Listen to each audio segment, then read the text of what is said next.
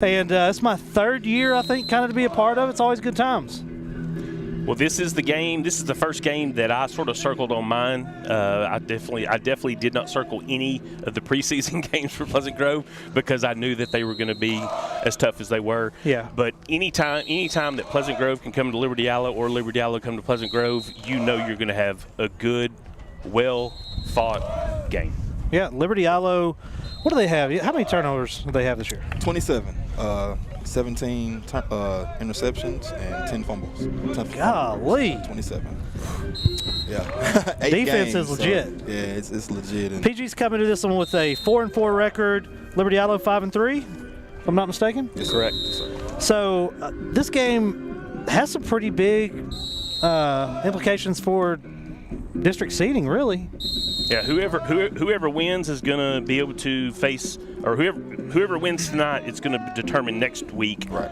the Pleasant Grove and Gilmer game on whoever is going to actually win district. Right. If Pleasant Grove wins, and then it's just between Gilmer and Pleasant Grove. If Liberty Eylau wins, then I believe Liberty Eylau is going to be fans of the Pleasant Grove Hawks next week. Yeah. Yeah. So Pleasant Grove's one in district right now. Basically, they have 3 more points in district than Gilmer, and same amount of points allowed.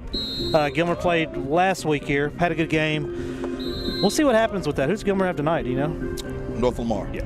Well, they're not We know how that was gonna go. they're not going to lose that one. Nah. Not much of a game tonight. Not at all. No. What would it take for North Lamar to win, Lucas? 0% chance. I mean, I give it 0% chance. If you got $1 million to 1 odds, would you even bet $1? No, Yeah, I would that's not. It'd be a waste of $1. It would be. I hate that for him too, man. Yeah, because seriously, when I was in high school, North Lamar was competitive in every sport. Every sport, yeah. And it wasn't, baseball, basketball.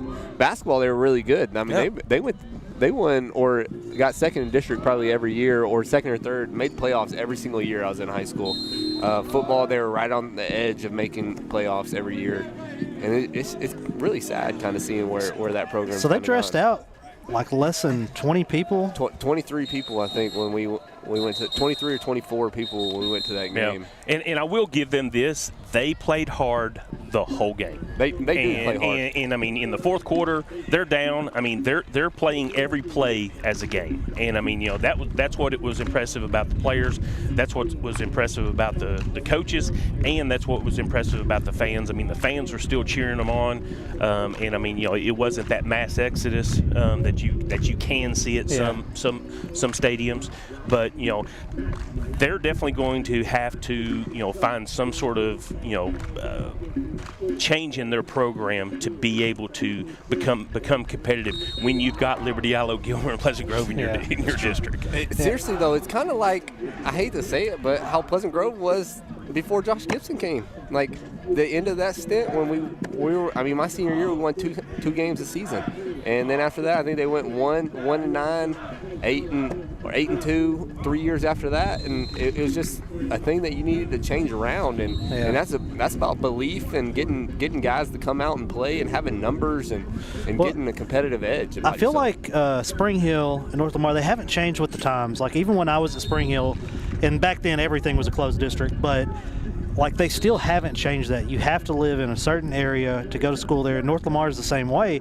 with Paris being open school district, Longview's open school district, Pine Tree's open school district. Every small school around is open school district, and they're just not adapting with times. And I don't think that, unless you just happen to have some random kids that can ball, and a lot of people don't know this. Spring Hill is the smallest mile radius school district in the state of Texas. That's crazy. And it's just like, and I believe, what do you do? And I believe in our district they're also the smallest numbers, and so when it's going to be difficult to be able to compete with the Liberty Eilau's, the Gilmers of the world, because I believe they are the 1 and 2 as far as the number of students.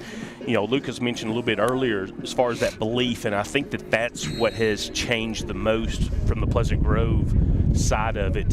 And the one thing that I don't like is that's what Coach Davis has brought to Liberty Eylau, and that's what's going to make tonight interesting. Is the discipline that he's instilled, the belief that he has those players playing under. I mean, based on a lot of the players I've talked to this week, Liberty Eilau's fixing to whip Pleasant Grove's butt based on Liberty Eylau players. Yeah. And so that's what makes tonight so much fun. Yeah, I mean, I can go back. I can't remember what game it was last year, but I can go back to a specific moment when I knew this isn't the same football team that I saw our first year. And I don't remember who they were playing, but they got down real quick. They ended up coming back and winning. Waxahachie Life. Yeah, Waxahachie Life. They were down. Everybody came in. Coach Davis went off. And then it was like a completely different ball game after that. And at that moment, I knew, like, okay, he's the right guy for the job, and things have changed. And even in the Spring Hill game this year, as we were talking about Spring Hill, they got down, were down the whole ball game, and didn't come back until the last 2 minutes and 30 seconds of that ball game and end up coming out victorious. So that just goes to show the culture that Coach Davis is building here. It's not only paying dividends in the discipline aspect, but guys are fighting hard. And, you saw a game last week. It was a hard-fought game, and we talked the other day, and the score wasn't really indicative of the game.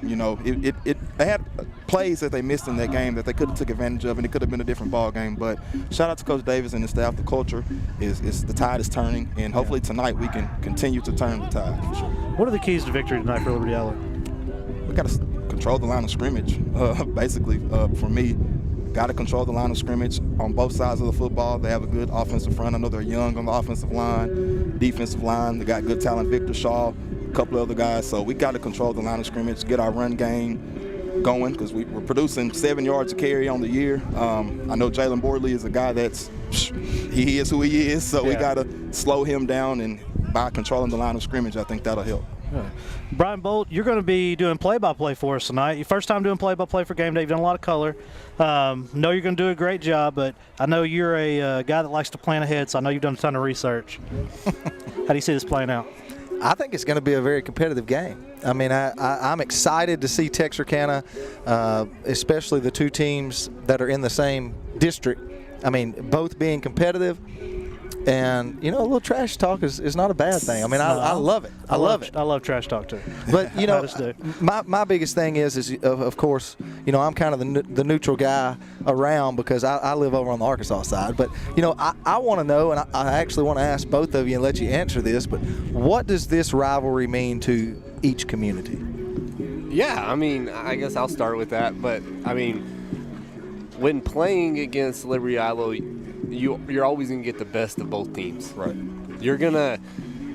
People are going to play a lot harder. They're going to tackle a lot harder. They're going to run a lot faster. Just people are going to be more mentally into the game. It's just a game that's going to be, it means a little bit more than any other game, which is hard to say because every game is supposed to mean a little bit.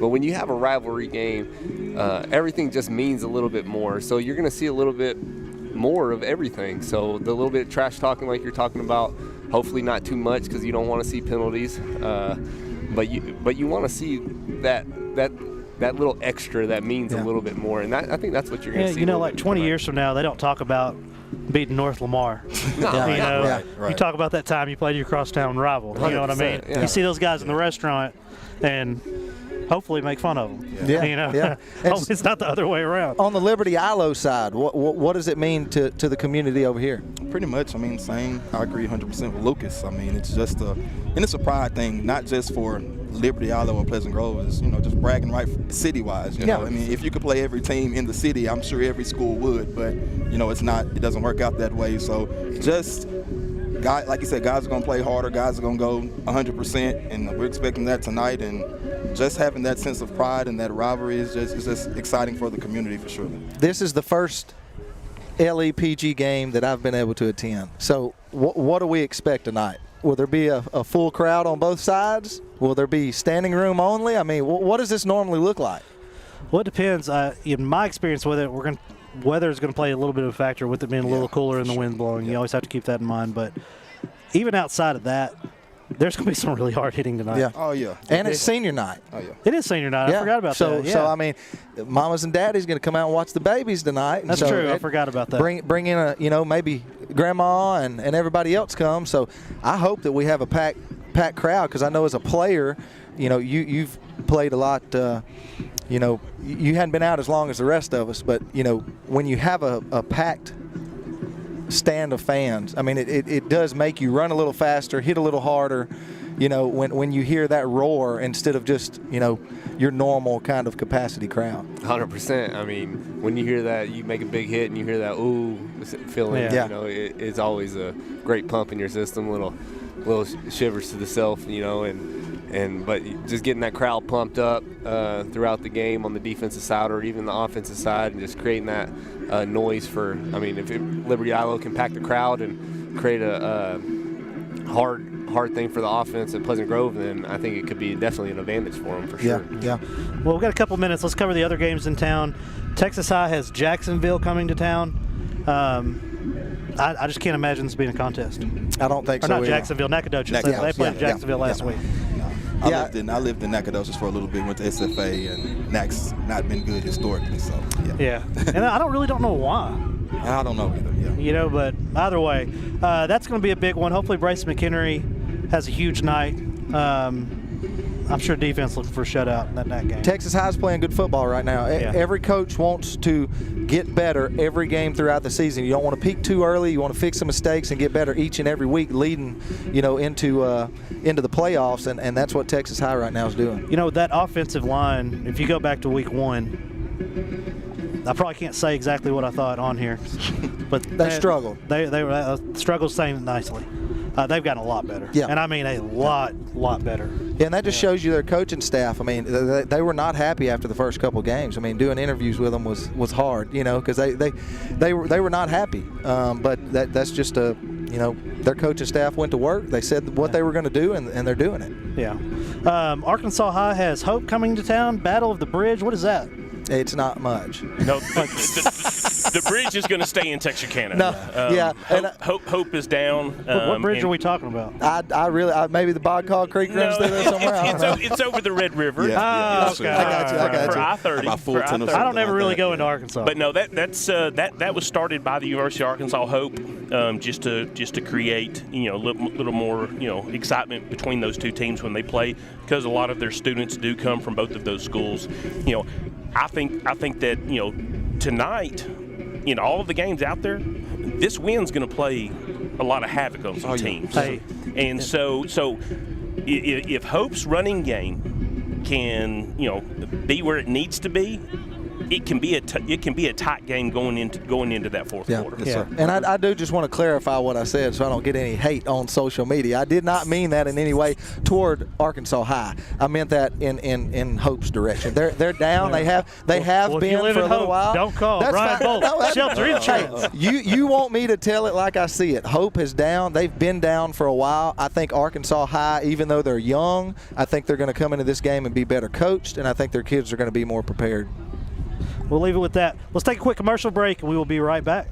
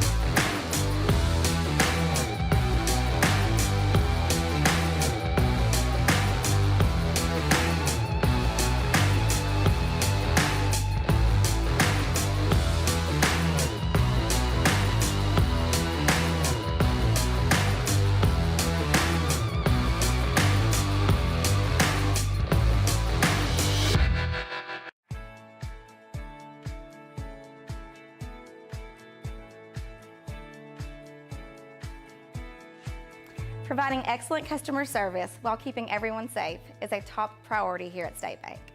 We are making your banking experience safer and easier with our new curbside banking program. Almost anything you need to do inside the branch can now be accomplished with curbside banking. Need to open an account, pick up a debit card, or hands-on help with mobile banking? Just pull into a designated curbside spot, call the number on the sign, and a State Bank team member will come assist you quickly. We are excited to bring you this convenience and are thankful to serve you. Your family, your bank, State Bank.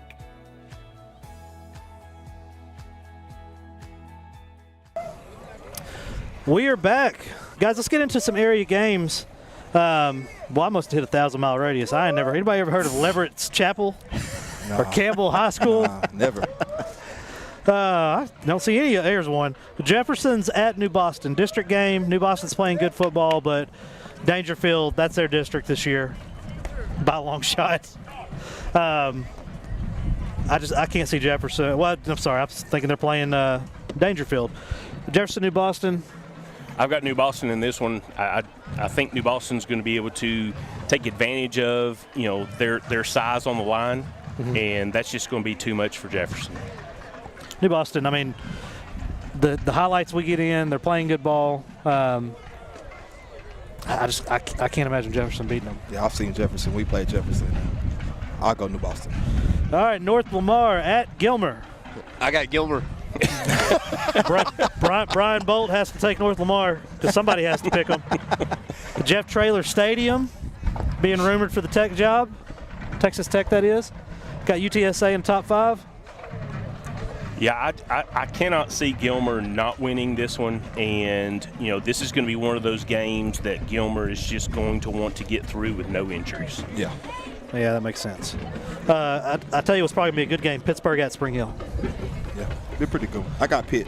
First win of the year. You think so at Spring Hill? I think so. Pitt. Spring Hill, I go back and watch all the games. When they were doing that hurry-up offense, they look good. They look really good. I think Pittsburgh's defense is pretty well. Like, I think they have a really good defense, and they control the ball really well. So I think Pittsburgh also wins in that game. That's what I'm gonna take. Well, hey, let's take a quick 30-second break. Josh Gibson's gonna pop on with us real quick. We'll be right back. A strong work ethic takes pride in a job well done. This is the kind of person you need. Express Employment Professionals can help because we understand what it takes to hire good people. It takes real people, real interviews. We find good people, matching the right skills for the right jobs. Express knows jobs. Get to know Express. Go to expresspros.com to find a location near you. Not long ago, Samantha had to raise her hand to leave the classroom. Just like that, she had to decide her future. She knew she wanted to go to college, but she wasn't ready to choose her major. So she enrolled at Texarkana College.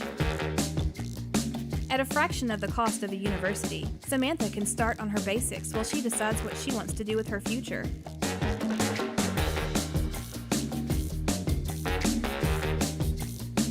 Start here at Texarkana College. We are back with Pleasant Grove head coach Josh Gibson. How's it going? It's going good. Good week of practice? Yeah, we did. We had a good week and really good meetings. I think our kids are maturing a lot right now, which is kind of fun. Like, that's the coolest part is coming in with them and just listening to them and watching them grow in that part too. And I think that part plays a big deal on the field. And so it's been a good week. Good. Coach, I believe that you are 4-1 against Liberty Eylau. What do you attribute the success that you've had against Liberty Eylau? Well, success, I would say really good football players, and I know they've had some really good football teams too that we faced. And the first time that we faced when they beat us, just had an excellent team, extremely athletic, and so I would say the kids and a lot of belief, the kids that they feel like this is a game that we should compete in. I know their kids feel the same way. It's a rivalry game, and but I think it starts with them and the belief. Coach, I'm sorry. Go ahead. No, go ahead, Bill. So like we talked about in the last segment, I'm the neutral guy here. Love to watch both teams play, all the teams here in Texarkana. But we asked some guys not in your position what this rivalry means. Tell us what it means for you as the head coach at PG. Well, for me, it is going to sound cliche. It has to. It's another game for me. We play so many big games, and I think that's a good thing. You play the Argyles, you play Carthage. Paris is a big game for us. This is a big game for us. Next week, Gilmer's a big game, and I think that helps you in the playoffs when those things hit.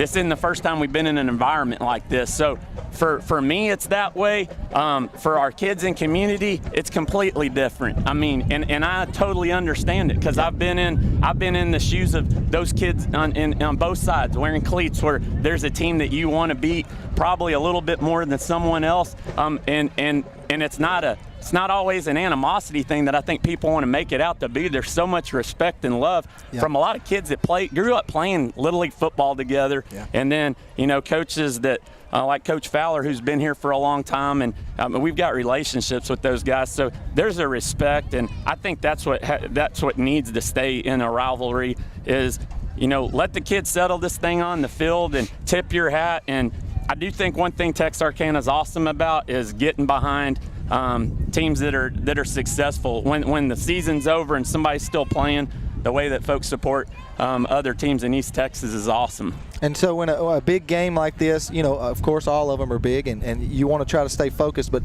like you said, they all know each other. Sure. They played together. How do you keep your kids focused on a week like this? I think you have to talk about the first thing is humility right off the bat, because once you get prideful and start making statements, bad things are going to happen, or we believe in you reap what you sow. They could and they should.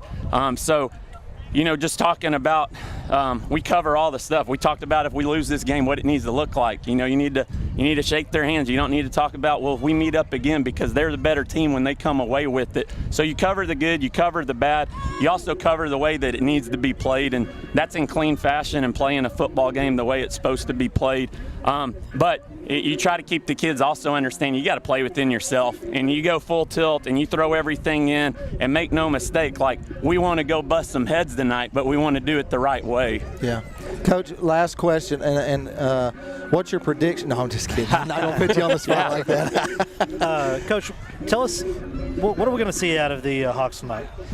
I think you're going to see what we've been seeing for the last 5 weeks, and we were not playing good football early on, and it's not just because of the scores. It was sloppy. Well, y'all are playing the toughest schedule in the state of Texas too. You got to keep that in consideration. Yeah, and in those games though, you look at a game like Argyle and then even Silsbee and Carthage, and I mean, who are we going to give the most credit to? And me, it's always going to be Carthage and those three teams. But we played sloppier ball in 2 of those games, and it was quite frankly embarrassing in one of them.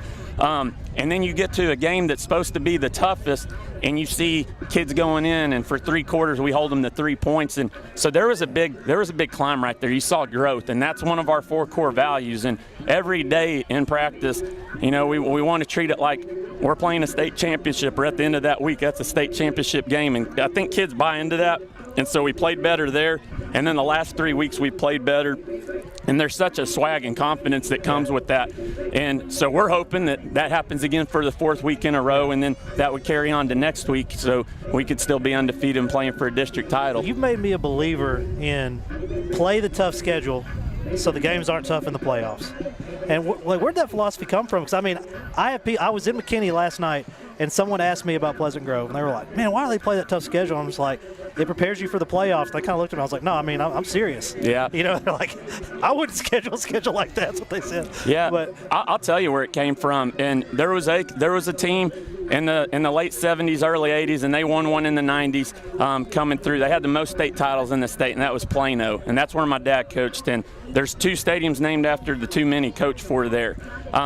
And they loaded up every year. They would go. They won a state title one year with a 4-6 record and wrecked shop. But when they lost those early on games, they were playing to Duncanville, who back even then in the 80s was the best team in the Metroplex. They would play Permian in the regular season and then find them again later.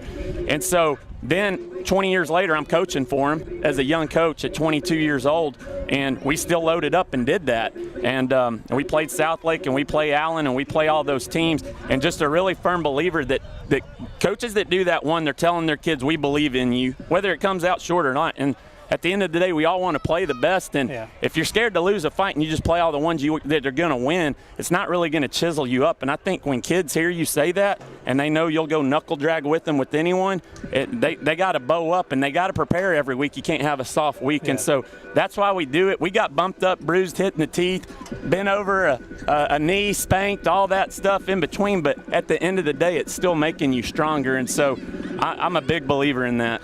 Coach, last one. Who's a player we need to watch tonight? I hope it's all of them, because I'm going to say this, and this is a true answer, and you guys know it. If we have a kid that's not playing good or falls asleep, LE's too athletic they're going to take advantage of you. So if you have a kid that's kind of sleepwalking through something or bust a play, they're going to go make a big play. And so if they're in 22, hats to the ball, 11 on each side, flying and playing to the whistle and giving that full tilt effort, we're in trouble with these guys. Coach, man, we appreciate it. Best of luck tonight. Appreciate you guys. Thank you. Break. We'll be right back. A shield against the elements. Comfort in the midst of chaos. Shelter in the aftermath of destruction. For 75 years, Shelter Insurance has remained true to our promise to be there when you need us most.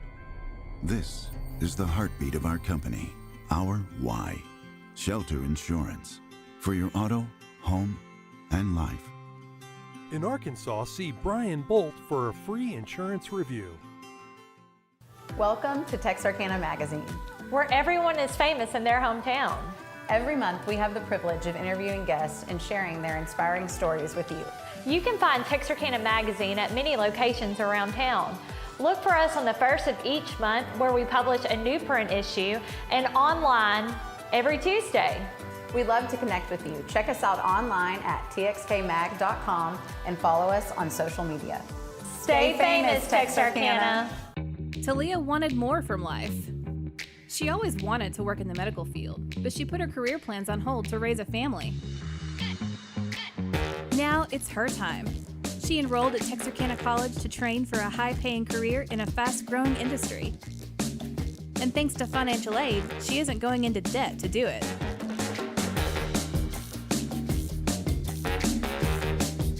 Start here at Texarkana College. Not long ago, Samantha had to raise her hand to leave the classroom. Just like that, she had to decide her future. She knew she wanted to go to college, but she wasn't ready to choose her major. So she enrolled at Texarkana College. At a fraction of the cost of a university, Samantha can start on her basics while she decides what she wants to do with her future.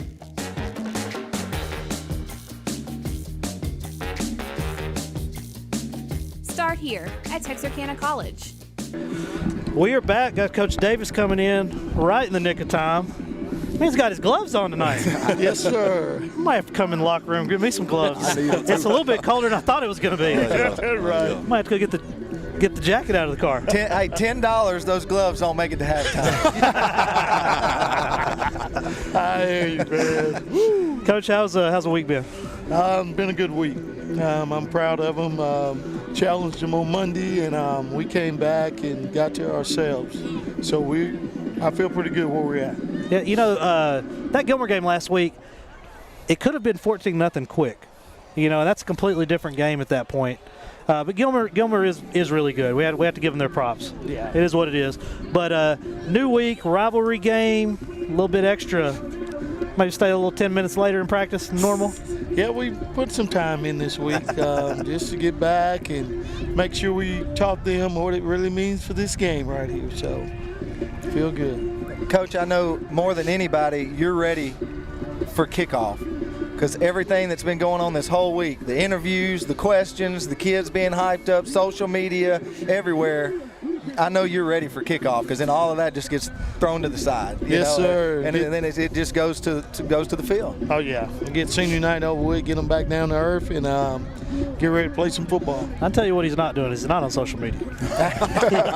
he may have a social media account. Yeah. He don't use it. Not too active, huh? It's rivalry week, Coach, and we got a lot of things going on, like we're talking about senior night tonight. Emotions running high. What are you telling your team right now to kind of keep them level-headed and just go out and be able to play? We've been preaching stay focused all week. No matter how the game goes early or middle of the game, because peaks and valleys in every game, just stay focused and ride the wave. Coach, do you know how many seniors you have? 18. 18 tonight. That's a pretty big class, isn't it? It is.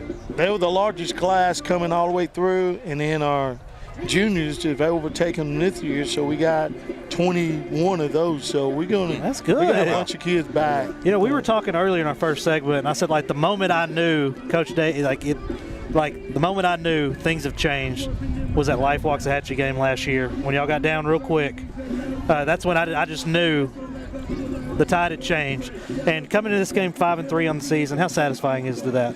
It is. I mean, it was unfortunate last week, 350 yards, and we still lose. But at the same time, being in this situation right now is great for our kids. We've been preaching it, and it felt just right. Most definitely, Coach. Tonight, like I said earlier, the emotion is going to be high. I know you got some QB, you got 2 QB system going on right now. What can we expect to see from you guys? You can give us a little bit without giving the game plan away. Like I said, we're incorporating both game plans. We used to have one game plan for each one of them. We're incorporating a little bit more of the same for both of them. So we're trying to add to people's preparation time for us. Well, how about those turnovers? We talked about the other day. Is that something you guys want to continue tonight? Yes, sir. We got to get back to that. That really fuels our fire. And our kids really get off on that, and they like it. I mean, it's expected by Coach Gomez and his defensive staff, and it's just a shot in the arm because they make plays, and that makes you a pretty good ball club. Your defense can make plays for you as well as offense. Yes, sir. I've talked to you before earlier in the season about turning that corner. The city was kind of waiting on Liberty Eylau to turn that corner, Coach. Would you say you guys have made that turn? Are we there right now? Yeah, we're there. We're in the middle of that turn right now. We want to be on the other end here pretty quick. But like I told them, this part of the season, you want to start picking up steam and get a little more grit and get ready to try to make a long run. We don't want to make a short run. We want to get in there and play a little bit. Sir. So I might have been late to the party, but I didn't hear of Cal Jones until the season started. Are you surprised at how well he's played? Or did you just know this was going to happen? Yeah, we saw him on film. When one of our coaches got film of him when Coach was in transition and moving, so we got a chance to see him on tape, and he was real impressive. I mean, he will hit you, and he just makes plays with his arm and with his legs too. Yeah. So we kind of had a game plan for an athlete doing this, but then when we got him, then we said, okay, y'all just play receiver. We got the guy. Yeah, and defensive line looks great. Michael Riley's having a big season. You know, Sean White, it seems like every game we got plays coming out. You know, Tracy's just, I'd hate to get hit by him. You know, I'd hate to get hit by any of them right now. Yeah. I ain't got too old to solve. Cal and WT, I mean, like, this is an impressive defense. I'm telling you, we knew last year we was extremely physical in some areas, and we thought we could get away with that. But then this year, we knew we were going to be quicker than we were last year, and we felt like we're going to be able to make more plays, and that's exactly what we're doing. Had a great offseason with defense and offense. I mean, we put a lot of time in, and everybody's happy right now where we're at. Good. Talk to us a little bit about the preparation, the film study, because I've been on the sideline at a couple of games now, and I just hear that defense. They're calling it out before it happens. They're telling other players where to go, how to get lined up. This is coming. Be expecting it. So talk to us a little bit about the preparation over here at LE right now. Coach Gomez breaks it down on the opponent's offense and teaches bits by bits to the kids all week to the point they already know it. By Thursday, they're calling things out. Like I said, they work extremely hard. We do a lot of film early in the week, and then the kids do a lot of film after they go home. So it's helping us out a whole bunch. And then offensively, they're starting to get a lot of film time, meeting time. I mean, our kids are putting in the work now. They see how close we are. So they're chomping at the bit right now. Good, man. Coach doing a great job. We got senior night about to start. We're going to bring that to you announcer free, and we appreciate your time. All right, thank you. Best of luck tonight. All right, appreciate it.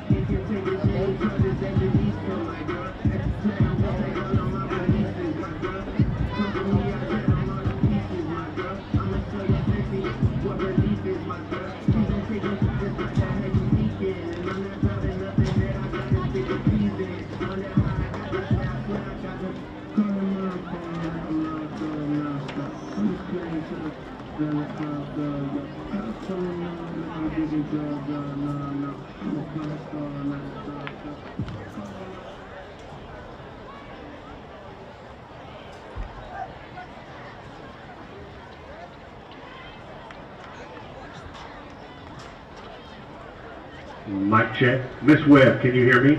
Mic check. Temple.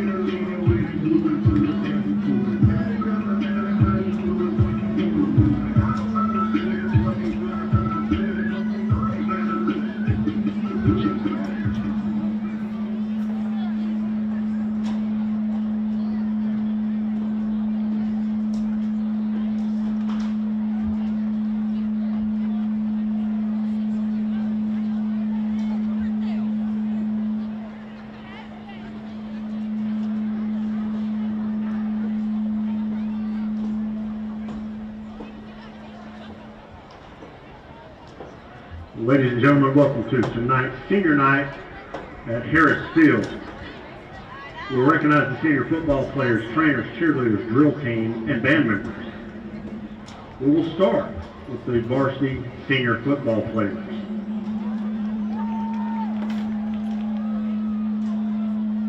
Senior number 8, Jace Banks. He's escorted by his father, Anthony Cavers, and his mother, Veronica Banks.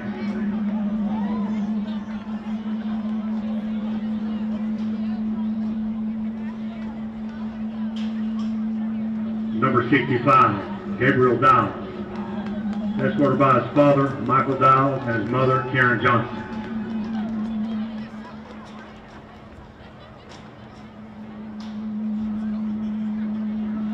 Number 57, Kanye Frederick, escorted by his father, Kenyon Frederick.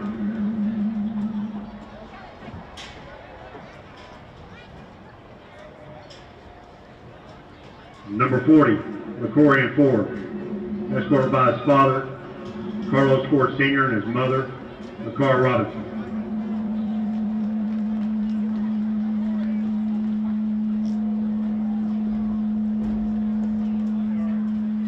Number 58, Orrin Garr, escorted by his mother, Danae Johnson, and his grandmother, Linda Coleman.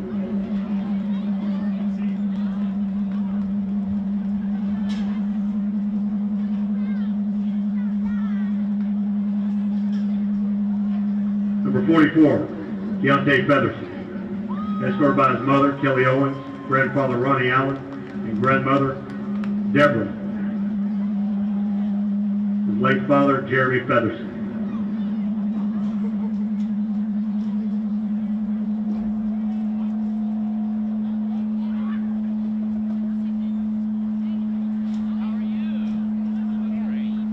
Number 66, Cameron Hartfeld, escorted by his mother, Carmen Hartfield.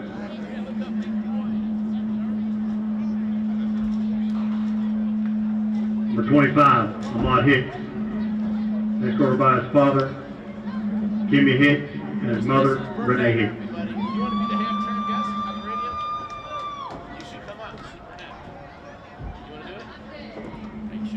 Number 3, Ian Jones, escorted by his father, Paxton, his mother, Sharice, and stepmother, Andrea.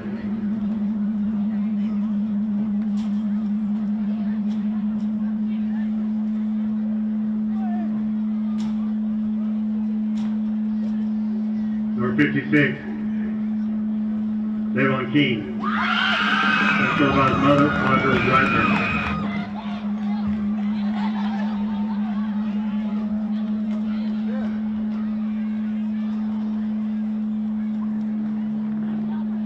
Number 6, Chris Lewis.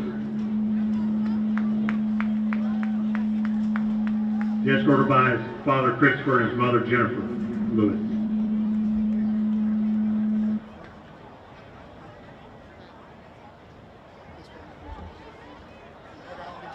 Number 74, Jason Murphy. Escorted by his mother, Sharonda Payton.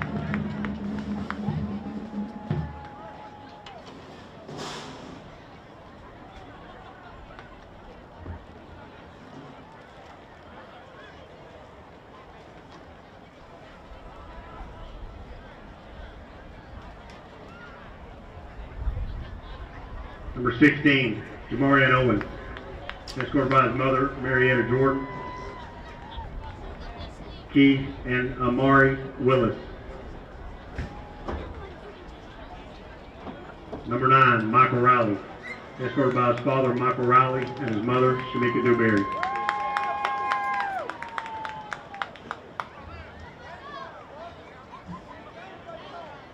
Number 5, Keanu Shepard. Escorted by his mother, Loretta Willis.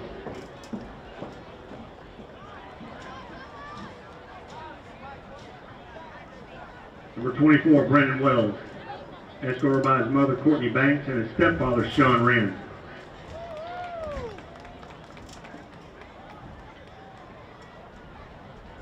Number 11, Sean White. Escorted by his father, Sean White Sr., and mother, Marissa Roan.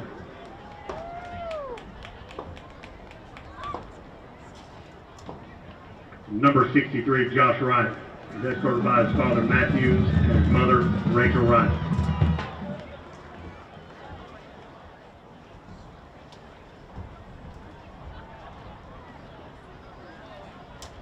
And now our senior student trainers. First trainer, India Aldridge. She's escorted by her father, DJ Aldridge, and mother, LaWanda Flowers.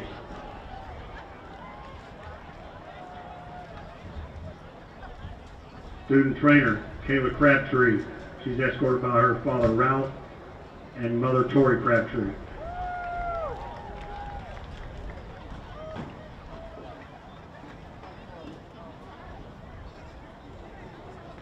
Student trainer, Amani Hodge. She's escorted by her father, Trevlin, and Tina Hodge.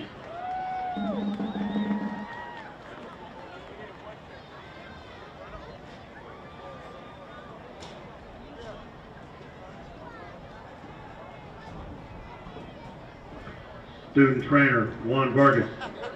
He's escorted by his father, Jose, and mother, Jose Vargas, and brother, Jose Jr.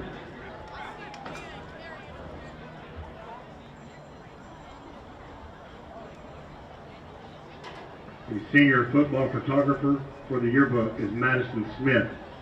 She's escorted by her parents, Stephanie Smith and Matthew Malby.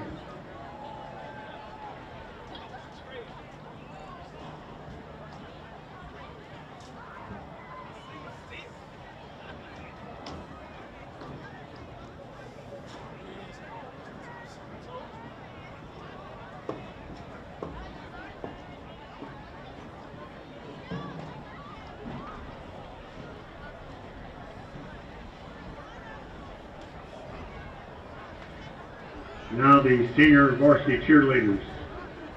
Bailey Burt. She's escorted by her parents, Scott and Jamie Burt.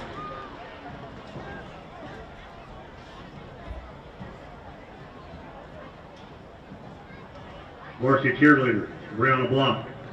Escorted by her mother, Keisha Willingham, grandparents, Bryant and Mary Willingham, and grandmother, Linda Block.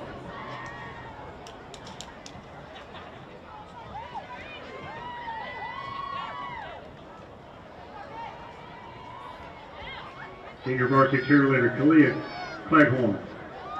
She's escorted by her mother, Patricia Strong, and stepfather, Isaiah Strong. Father Jonathan Cleghorn and stepmother, Alex Cleghorn.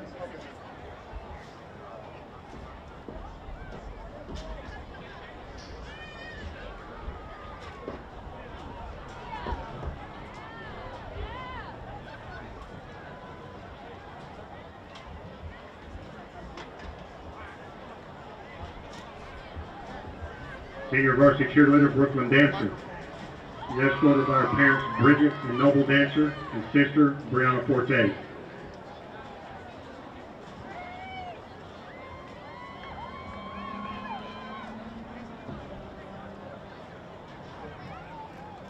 Senior varsity cheerleader Mackenzie Pollen. She's escorted by her mother Robin Pollen, brother Tice Pollen, and sister Morgan Huddleston.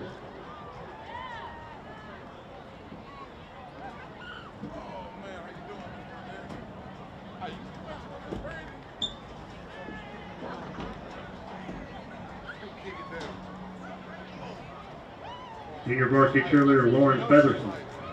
She's escorted by her mother Angela Featherson, and father James Featherson, and sister Candace Featherson.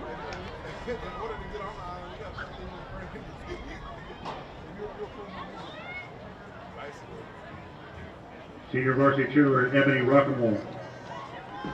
She's escorted by her father Andre Rockamore, mother Jawan Addett, and stepfather George Addett.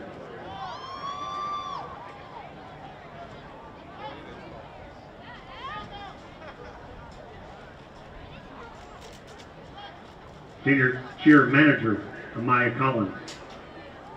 She's escorted by her mother Chastity Wyatt Collins and father Cantrell Collins Sr.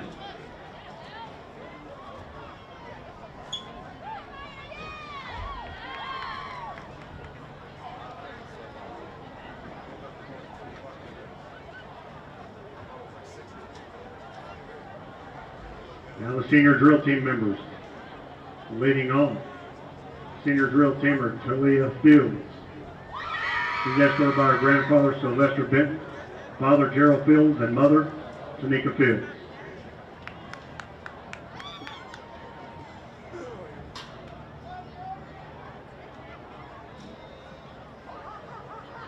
Senior drill team member Talia James. She's escorted by her mother Tanelia James, her father Damian James, and her sister Tamara James.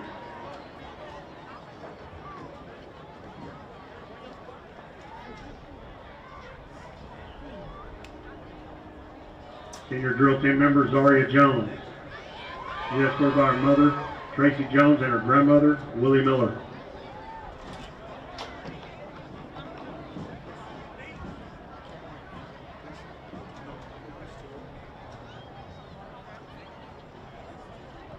Senior drill team member Shataviana Reddick. She's escorted by her mother Chanel Carson and her stepfather Dwayne Carson.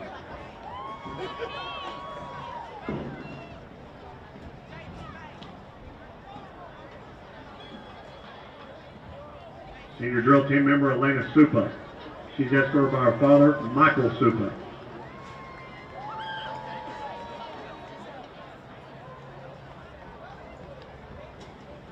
Senior drill team member Tyjon Walker. She's escorted by her sister, Tajanae Walker.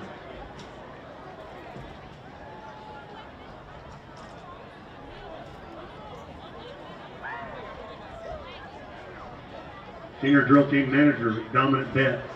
She's escorted by her mother, Cecilia Sasser, and sister, Rachel Miller.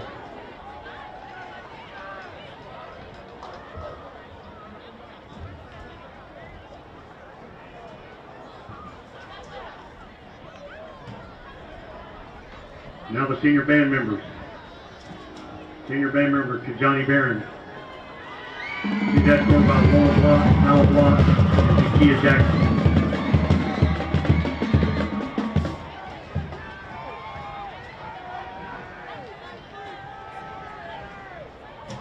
Senior band member, Damon Finnegan. He's escorted by his mother, Jacqueline Sadelko, grandmother Laura Finnegan, and grandfather Bill Finnegan.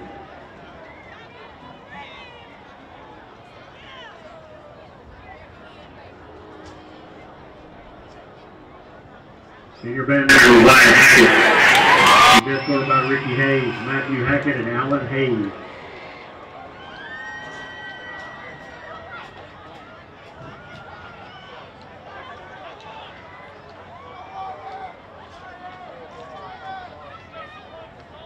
Senior band member Keely Hubb.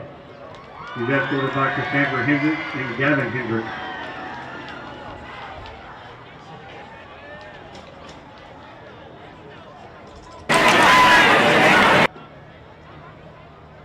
Senior band member Jalen Johnson. Escorted by Ebony Gage and Jorah Thurston Johnson.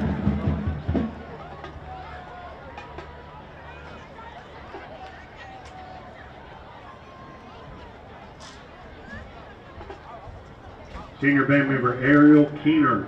Escorted by Quita Rockable, Dennis Keener, and Jacoby Keener.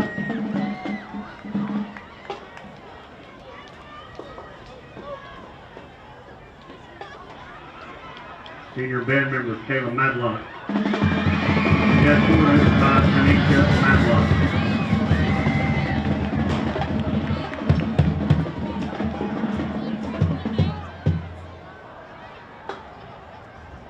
Senior band member Damian Pierce. He's escorted by Ty Pierce, Jess Pierce, and Zoe O'Reilly.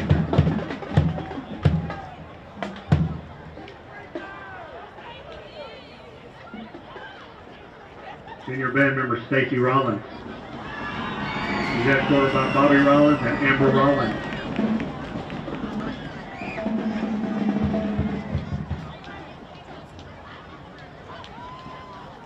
Senior band member Jalen Willis. Escorted by Keisha Williams and Goldie Willis.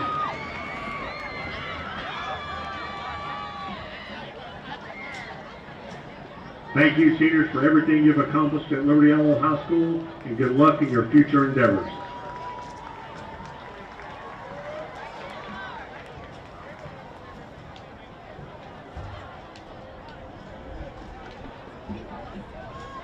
Participating in tonight's Student Council Friendship Gift Exchange are members from Pleasant Grove Student Council, Julia Morlett, Aislinn Hayes, Brianna Stevens, and Allie Bean. Participating for the Liberty Eylau High School Leopards are Malia Wise, Tyjon Walker, Gloria Jones, Hannah Burton, Brianna Block, and Talia Fields.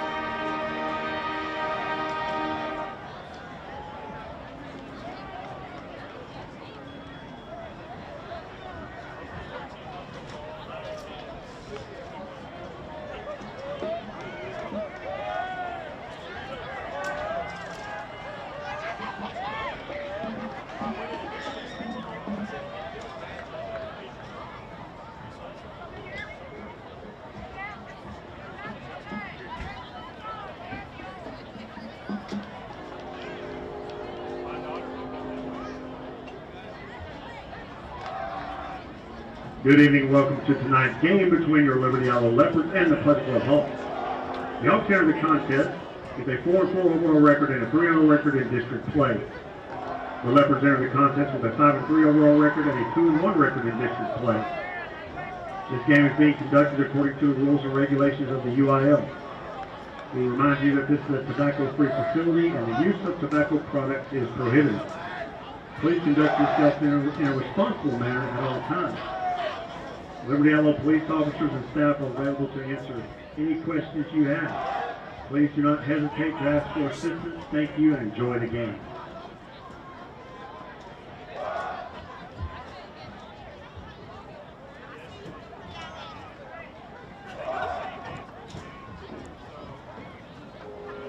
Check. I'm muted. Officials for tonight's game are from the East Texas chapter. Referee Daniel Klipak. Umpire John Cannon. Head line judges Randall McGill. Line judge Brian Smith. And good evening, football fans, and welcome to Texarkana Game Day. I am Brian Bolton. Tonight I am joined in the booth by the one and only Mr. Nicholas Reed. Nick, how's it going? Hey, it's going pretty good, man. I'm ready to see some good football. I hear you. We have finally made it to Friday night, and you know what that means. It's time for some Texas high school football, and tonight, boy, do we have a treat for you. It's Rivalry Friday right here in Texarkana, where the 4-4 Pleasant Grove Hawks have traveled across town to Harris Field to take on tonight's home team, the 5-3 Liberty Eylau Leopards. Tonight's game is huge for both teams as they near the end of the regular season, and both ball clubs look forward to the playoffs. So this game is going to be a huge factor in playoff seeding for both of the teams. Nick, when you talk about excitement, I'm not sure it gets any bigger or any better than this. Can you feel the intensity in the air tonight? I can. I was a part of this rivalry for many, many years, and it's been a while, but I think it's finally back. I think that all the feelings and the emotions that come into the game, I think they're back this year. Both teams are preparing to enter the field. Not sure. I see Liberty Eylau out warming up on the field. Pleasant Grove has not yet come out to their tunnel, but both tunnels are set up on the field. Before we get down on the field, let's check a little weather. Tonight's weather forecast is going to be brought to you by Brian Bolt Shelter Insurance and Texas Farm Bureau. No matter what the weather is in Texarkana, we can make sure that you are taken care of on either side of Texarkana, USA. It looks like we're at about 56 degrees, and it's dropping quickly. We've got a 10 to 15 mile an hour wind out there. Very little rain chance, so I think it's going to be a good night for football. Oh, yeah, I think so, too. That wind may play a little factor, but we won't have any precipitation. Yeah, so Nick, let's move on and talk about some players to watch. We've got some key players for both teams. Looks like we're going to start out with Pleasant Grove. We've got Keelan Benton. What do you know about him? Keelan Benton, he's a former Leopard kid. He moved over to Pleasant Grove. He's been having a great season. A lot of kickoff returns. Be looking for him tonight to take one to the house. Yeah, and on the defensive side of the ball, he's got 27 tackles, 1 sack, and 2 interceptions on the season. And so a big player for them. Our next player to watch is going to be Jalen Boardley. Jalen Boardley's got 7 tackles on the defensive side of the ball, but, man, he is lighting it up on the offensive side. 946 total yards, 17 total touchdowns. Man, he's got a lot of stats going on right now for him. Oh, yeah, he's a big player for the Hawks over there. Yep. And so we are looking for a good matchup. Looks like the Pleasant Grove Hawks have not come out quite yet, so let's look at some more players to watch. We're going to move over to Liberty Eylau side of the ball. We have got Marquarius Price. Okay, I can't read that far. Marquarius Price. He's got 650 yards and 8 touchdowns so far. Oh, yeah. Really explosive back. You'll see him coming out of the backfield, catching the ball some tonight, too. When this kid gets an open field, watch out, Brian. Yeah, and so the next player, he may be our player of the game at the end of the night because he is putting up so many stats. Cal Jones for the Leopards tonight. He's got 3 rushing touchdowns, 427 total yards, 220 of those are rushing and 207 receiving. He is a big-time player for the Leopards. Oh, yeah, he's, I believe, tied in 3rd in the state of Texas in interceptions as well back there at that safety position. So be looking for him to make a lot of plays tonight. Yep. And so as we near kickoff, we are at about 10 minutes away from kickoff here at Harris Field. Again, we have Pleasant Grove taking on the home team tonight, Liberty Eylau, but we are here in Texarkana, crosstown rivals. Nick, you played in the rivalry. Give us a little perspective from someone who has actually been a part of it. Oh, man, it's great. Back when I was in school, it was a little bit more outside of football than it was actually on the field, which I'm glad to see that now the rivalry has come in between the white lines. These kids, they're friends off the field. We got to remember that as well. But when they get out there tonight, you're going to see a little chippiness. You're going to see both teams, come out. They want this dub. They want bragging rights for the city, and they want to get that top spot in the district as well. Yeah, and so both teams playing very well this season. The Hawks come in 4-4 on the season, putting up some outstanding yards so far, 2,520 yards on the season. They are averaging almost 17 yards per pass attempt, and they're averaging over 6 yards per rush. Man, those are some crazy numbers right there. Yep, and so they come in tonight. Their last 3 district games, they are 3-0. They beat Pittsburgh, North Lamar, and Spring Hill, and then they enter their 4th game of the season right here against the Liberty Eylau Leopards. And then for Liberty Eylau, they are 5-3 on the season.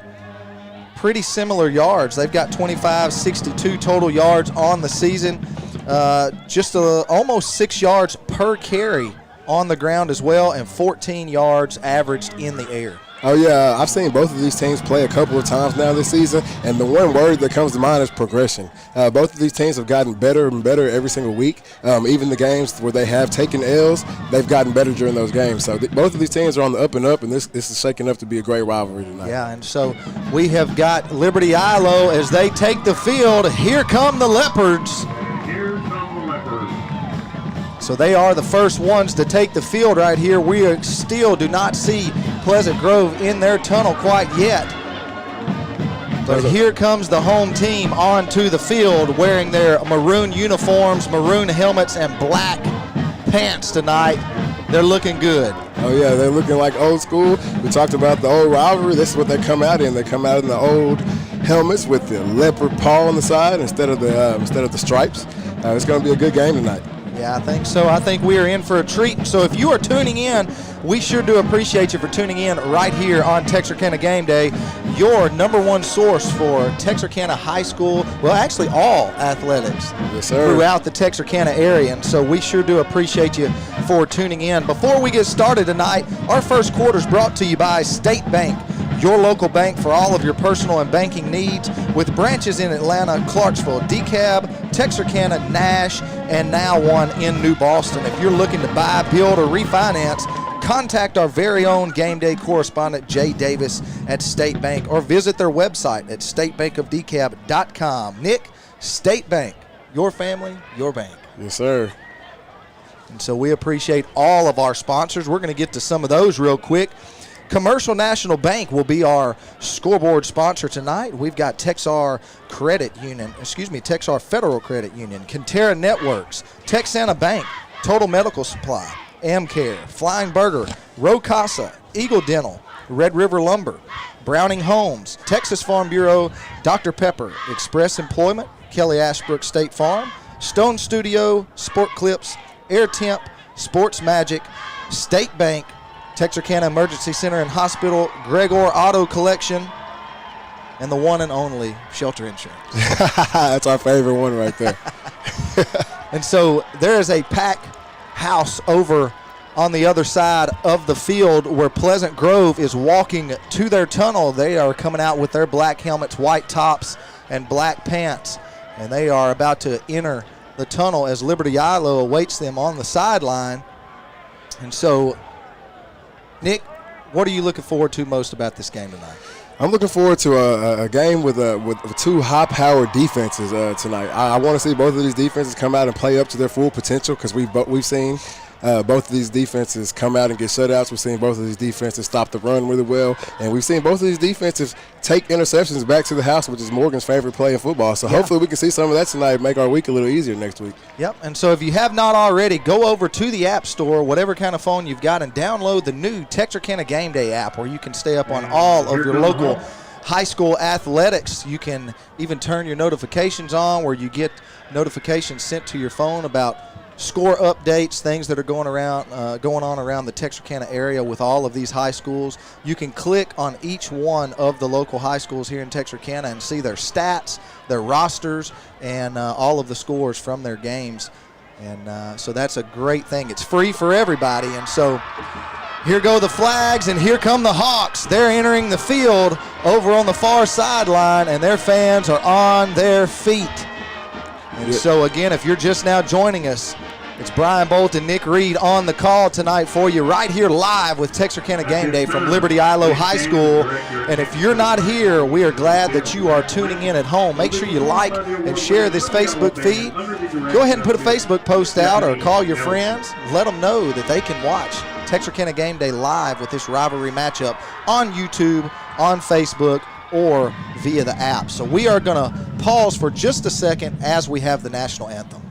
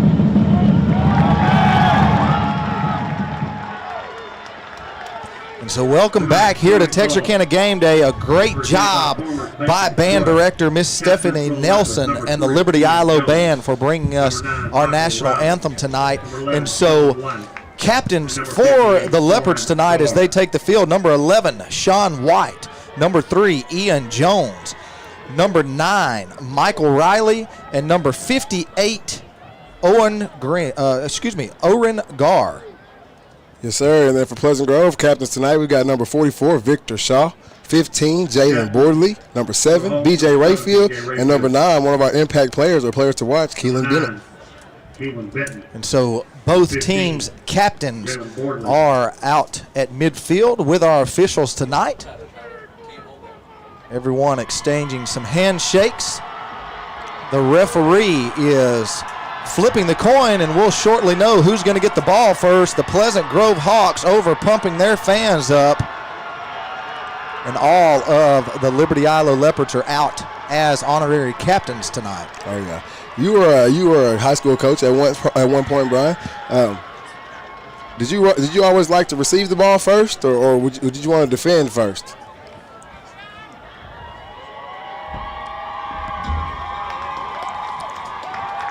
Were you a coach that liked to defend first, or were you a coach that liked to get the ball first? I like to defend. I apologize. I had to step back and talk with our producer for just a second. And so, as you can hear from our PA announcer, Liberty Eylau did win the toss, and here they come, and the Liberty Eylau fans are on their feet. And so if you're not excited about this, there's a couple thousand people here that are. Oh, yeah, we got number 65, Gabriel Dials, the big fella, one of these leaders on the O-line for Liberty Eylau, running up and down the sideline. That's the type of emotion that this game brings. You see Pleasant Grove standing up on their bench, trying to get their fans involved in this away game. Even though it's here in Texarkana, we're still Pleasant Grove is still away. And then you have Liberty Eylau running up and down their sideline, getting everybody on their feet. So that's the type of emotion that this rivalry brings out. Yep, sure does. Everybody is pumped up right now for the start of this game. Number 7, Cal Jones will tee the ball up for the kickoff. Teeing that ball up with this wind. We see a game earlier this season with wind like this where it was hard for the kickers to keep that ball up on that tee. Yep, and so again, the temperature is dropping. It's pretty chilly out there. The first Friday night of the season where we are having some winter, or I guess fall-like temperatures. It's only in the 50s, but man, it felt a lot colder with that 15-mile-an-hour wind.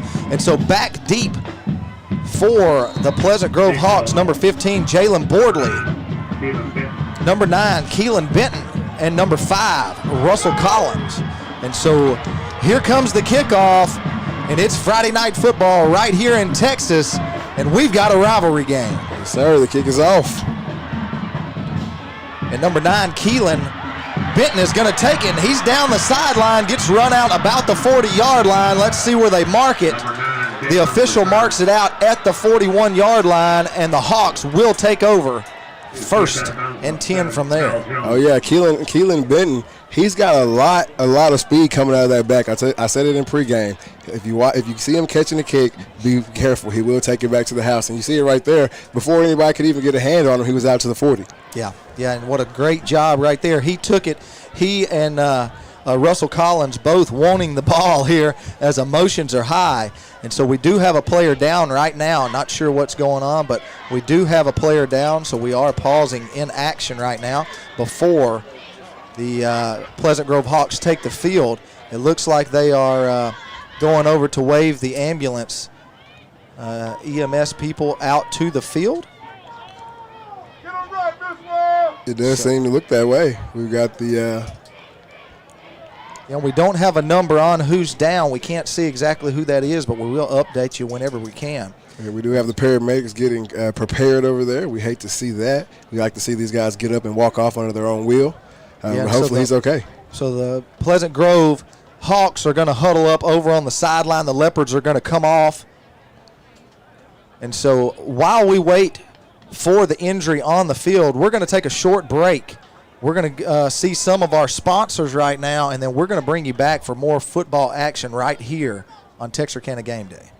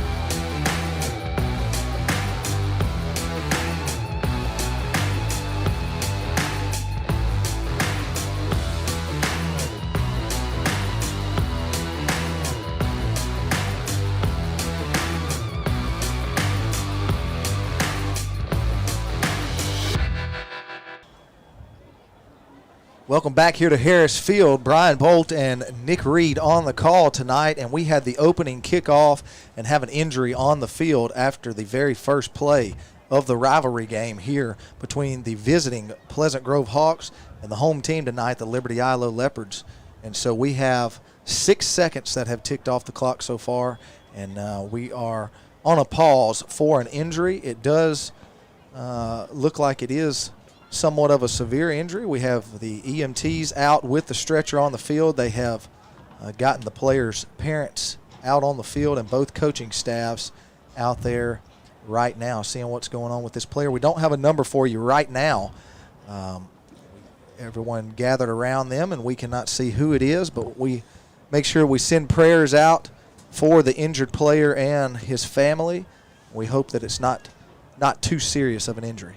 Oh, yeah, we never want to see these guys get injured where they have to miss a couple of games or even miss just even a quarter. You know, we want to see these guys get to play out their career and have a long career if we can. Yeah, and if you're watching at home, if you've noticed the Texarkana Gameday logo and your Commercial National Bank scoreboard tonight all are Halloween themed. Halloween's coming up quick on us, isn't it? Oh, yeah, Halloween's coming up quick, and shout out to our creators for that right there. That's pretty innovative right there. I think I'll give a shout out to Cam for that right there because I saw him getting that put together last week. So great job. We're glad that Cam can do something. So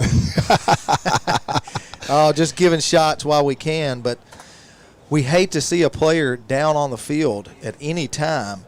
And again, if you're just tuning in, we had the kickoff, took 6 seconds off the clock. A really good return by number 9, Keelan Benton. He's a senior for the Pleasant Grove Hawks. Took it out. He took the kickoff about the 10 and took it all the way to the 41-yard line. And then we had a pause in action. So if you are watching at home, we appreciate you for tuning in on Texarkana Gameday. Make sure you go over and download the new Texarkana Gameday app. You can actually watch each and every week on the Texarkana Gameday app, Facebook, or YouTube. So we appreciate you. Also, comment in the comment section where you're watching from tonight and who your favorite player is. We will try our best to give you a shout-out on the air. We love to see where everyone's tuning in from here on Texarkana Gameday, so we sure do appreciate you. Oh, yeah, also, these kids, they also go back and watch these games. Yeah. So it's good to give your favorite player that shout-out so they'll have these games forever, you know. So they go back and read the comments, and they see you're watching, maybe whether you're a grandparent or aunt, uncle, cousin, friend in a different state to see that you took time out of your Friday night to watch their game. That'll mean a lot to them. Yeah, and so also we have our sponsors down in the bottom right-hand corner. Make sure you're watching those sponsors. Make sure you go and give all of those local businesses some love because without them, Texarkana Gameday is not possible. And so it takes a lot of people and a lot of money to do things like this. Technology is not cheap. It's not. And so we sure do appreciate all of our sponsors that are down there in the right-hand bottom corner of your screen. And so it looks like they still have the player. They have not moved the player yet. He is still on the ground. And so they are deciding what the best way is. It looks like he is sitting up now, so that is a good sign. And so you can hear some applause coming from both sidelines there. They do have the young man sat up. And it doesn't look to be a neck or a back injury. He did get up. Looks like it's a leg injury. So we hate to see that, but the good thing about that is that it's not life-threatening. It's not a neck or a back injury. He did sit up and stand up on one foot, so it does appear to be a leg injury. And so we do have a few more moments. They're getting him strapped in so they can take him on an ambulance ride out of the stadium. And so many prayers for that young man and his family. Hope he has a speedy recovery. Oh, yeah, we always want to see these guys recover quickly after an injury. Like I said before, we don't want to see them miss any time, and I'm sure his teammates don't want to see him miss time either. Yeah, and it just a bad ordeal on the first play of the game here in this rivalry game. And so, again, your first quarter is brought to you tonight by State Bank. Go visit statebankofdecab.com or go by and see them with their various locations in Atlanta, Clarksville, DeKalb, Texarkana, Nash, and New Boston. So as you can see, everyone is giving a standing ovation to the young man being carried off the field now, and shortly we will be back to action. Oh, yeah, this Liberty Eylau defense already stands at the ready, and they're going to look to play some good football tonight. And so the Pleasant Grove Hawks in the huddle. We are back ready for play as the referee blows the play clock to start. And here come the Hawks. The Hawks coming out sporting black on top, black on bottom, white in the middle. Looks kind of icy. And it looks like we've got Halter takes it. He's going to hand it off over the left side, and a nice run there by number 22, JoJo Bailey. He goes around the right side for about a 5-yard gain. Yeah, that tackle made by number 11, Sean White, hosted by a couple of Leopards. And so 2nd down and 5 for the Hawks. The play being run in from the sideline. Jarrett Halter, the quarterback for the Hawks tonight. Number 16, Alex Galvin. He is going to be the far receiver over here. It's going to be handed off up the middle, and he's going to be stopped for a short gain. Looks like he's going to pick up about 2 yards. That's going to be number 25, Davion Stewart. So it's going to bring up 3rd down and 3 for the Hawks. Tackle made right there by number 58, Greg London, I believe. On the roster here it says Oren Gar, but I'm pretty sure that's Greg London. Okay, well, I called his name out wrong for a captain just a minute ago, so if that is a correction, make sure that we mark that down. Ben Bricker going to bring in the play here, and then he'll split out far to the left. Hawks hurry to the line. Jarrett under center. He's going to hand it off over the left-hand side, and that's going to be good enough for the 1st down. Number 22, JoJo Bailey around the left side, and he's going to make it down to about the 38-yard line. Excuse me, the 42-yard line, and that's going to be a 1st down for the Hawks. Number 6, Chris Lewis, coming from that corner position, making a play on the run there. So a good job right there by the Hawks to move the chain. Going to have a fresh set of downs, 1st down and 10 from the 42. Number 6, Torian Phillips will split wide right. Man in motion. He's going to get it. That's number 15, Jalen Boardley. He's going to pick up a couple right there after a nice move. Boardley picks up about 2 yards. Going to be 2nd down and 8. Tracy Revels and Sean White coming in to make the tackle right there for Liberty Eylau. Number 5, Russell Collins brings in the play to Halter. Then he'll split out wide to the right.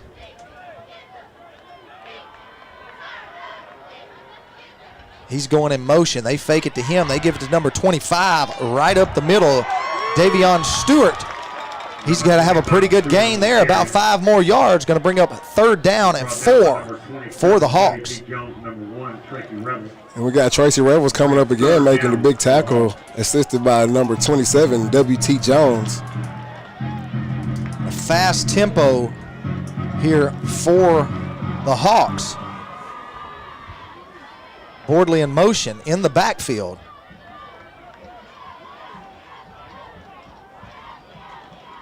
He's going to hand it off up the middle. And he's not going to have anything. That's number 25, Davion Stewart. Halter hands it to him over the left side. He's not going to gain anything. He stopped right at the line of scrimmage. I think he actually lost a yard. So that's going to bring up 4th down and a long 4 for the Hawks.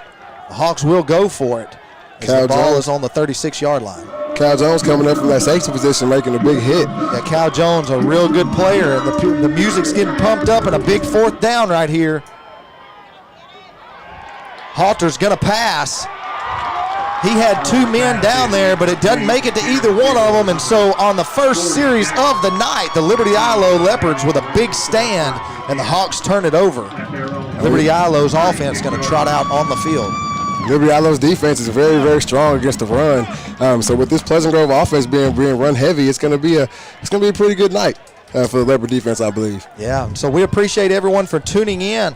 Please comment in our comment section. Let us know if you're watching via Facebook where you are watching from, and we will try to get your name out there. Look like Kimberly Hatfield watching from Houston, Texas. We appreciate you very much for tuning in. Looks like number 10. Jaden Hampton will get the start tonight at quarterback for the Leopards. He takes a snap from the shotgun. He's being chased out of the pocket. He rolls right, He's going to keep it himself, and looks like he's going to gain about 3 yards. And that's going to be the young buck, number 40, Lance Jackson, chasing down Hampton right there for the tackle. Jaden Hampton trying to get one of his receivers open, but a nice job by the Hawks secondary. Good coverage, and so he had nowhere to go with the ball, but he did tuck it and run it. Looks like he's going to pick up about 3 yards. Going to bring up 2nd down and 8 from the 39-yard line. Again, number 10, Jaden Hampton from the shotgun. He's going to hand it off up the middle. Looks like it's going to be about a 1-yard gain there. Trying to get a number for you right there. It's hard to see. Looks like that's number. Looks like that's Marquarius Price. He'll gain 1 yard right there. Going to bring up 3rd down and about 6. A long 6. That middle linebacker position, B.J. Rayfield on the stop. Hampton takes it from the shotgun. He's going to pass over the middle, and he was looking for Cal Jones, but it was not there. Coverage number 4, Colin Manning on that play for the Hawks. Cal Jones was open right around the 50-yard line, and the pass just thrown behind him, so Cal Jones will step back to punt now. And as you heard, Bordley back deep for the Hawks. A good snap, a good punt. He's going to punt it right to Bordley. Bordley takes it about the 20-yard line. He's going to be slung around back to about the 17-yard line. Great coverage by the Liberty Eylau Leopards right there. Oh, yes, it was. I'll get you a number on that right there. I think it was Keanu Shepard, number 5, flying down the field for the Leopards there. Is it just me, or is it hard to see these black numbers on these maroon jerseys? Oh, yeah, it's a little hard to see these numbers. And we got a little tint in front of us, too. So. Yeah, the window's tinted in here, and so it's kind of hard to get you numbers for the Leopards, but we'll do our best. A quick snap right there. And they're going to go around the left-hand side and going to gain about 8 yards. And that is Bordley, a direct snap to Bordley. Caught the Leopards sleeping there. Tracy Revels coming up from his corner position to make a stop on the sideline. Yeah, an 8-yard gain right there on 1st down by Bordley, a direct snap to him. Jarrett Halter back at the quarterback position.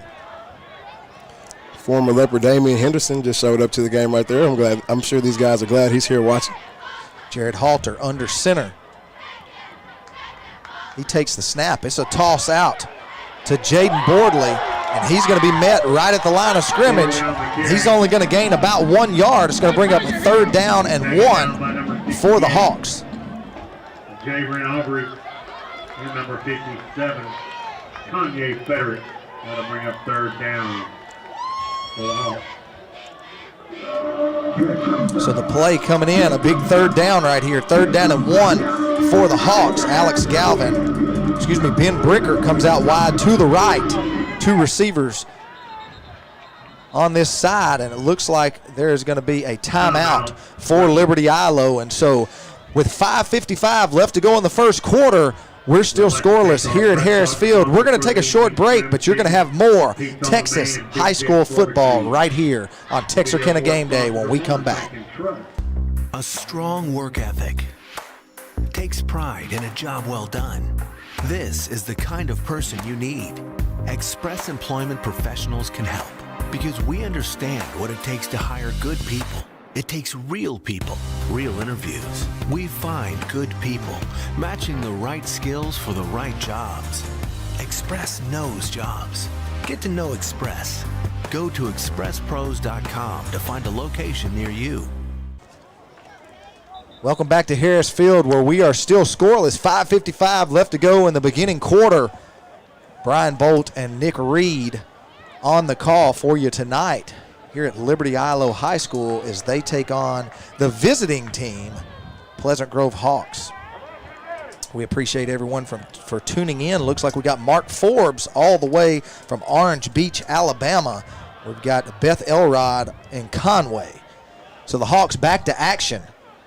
15 Bordley goes in motion. Here's a pass deep down to the 50, and that one's going to be tipped away. That was intended for number 5, Russell Collins. That was great pressure by Liberty Eylau, as well as great coverage in the back by number 7, Kyle Jones. almost getting a hand on that ball. Yeah, Jared Halter faked the toss and dropped back. He had a man, but a little underthrown about the 50-yard line.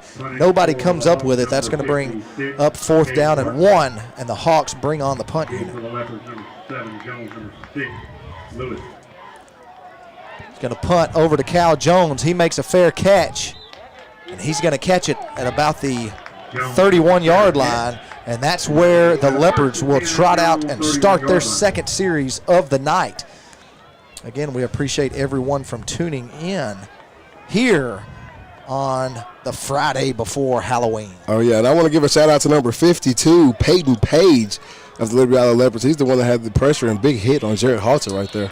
Richard Shields watching from Houston. We appreciate everyone for tuning in. It looks like we've got Charles Tumblin from Hopkinsville, Kentucky. We appreciate it very much. Number 25. A nice run right there from Aquarius Price. Taken down by number 4. Brought down by number 4, Colin Manning of the Hawks.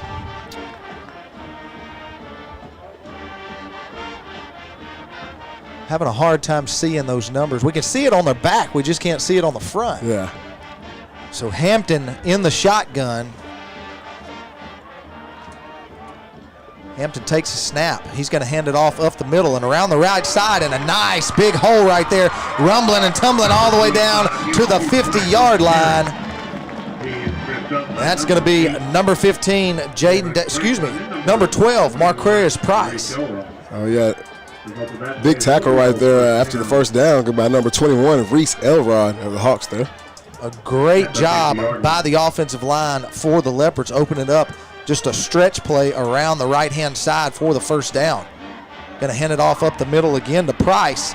He gets hit in the backfield trying to fight for some yards. It looks like he gets back to the original line of scrimmage. That's going to be number 40, Lance Jackson being able to bring him down. Yeah, Lance Jackson. I was looking at all of these names on here. Lance Jackson, kind of a last name that's kind of big around PG, right? Oh, yeah. Obviously, everything that Landon, his older brother, did the past 4 years at Pleasant Grove was amazing, and now he's making his own legacy.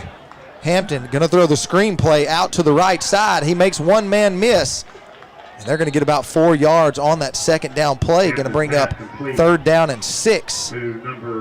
It's going to be B.J. Rayfield and Colin Manning on the stop for the Hawks. Bring up 3rd and about 6 for the Leopards. I cannot see that number over there who they threw it to. We apologize for that. Hampton in the shotgun. He takes the snap. He's going to roll out to his left. He's going to throw it, and it's not going to be caught. That was intended for number 6, Chris Lewis. Just a comeback route right past the first down marker. Just a little off target by Hampton. Oh, yeah, tight coverage right there from number 9, Keelan Benton. I got a feeling we're going to say his name a couple times tonight. Yeah, probably so. So Cal Jones comes in for the Leopards to punt it away. Bordley back deep. They're going to let this one roll all the way down to the 13-yard line, and that's where the Leopards will pick it up. 3:25 left to go in the first quarter. We are scoreless here at Harris Field as the Liberty Eylau Leopards take on the crosstown rivals, the Pleasant Grove Hawks. Oh, yeah, like I said before the game started, both of these defenses are very, very good, and they've gotten better each week. And so we kind of knew it was going to be like this, punt after punt after punt, until somebody can break something open here. Jarrett Halter trots on to lead the Hawk offense. Number 5, Russell Collins, split out far to the right. They'll be in their wing T formation.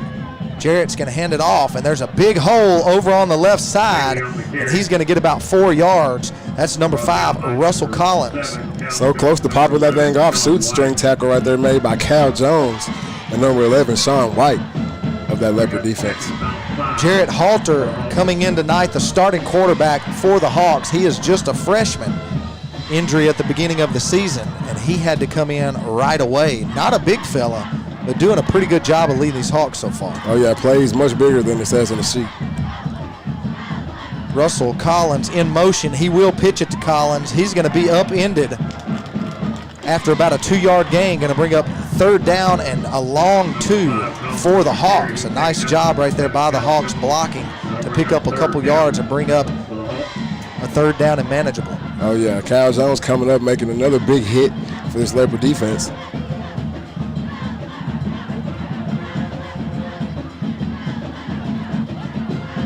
Number 16, Alex Galvin, going to be split out to the right.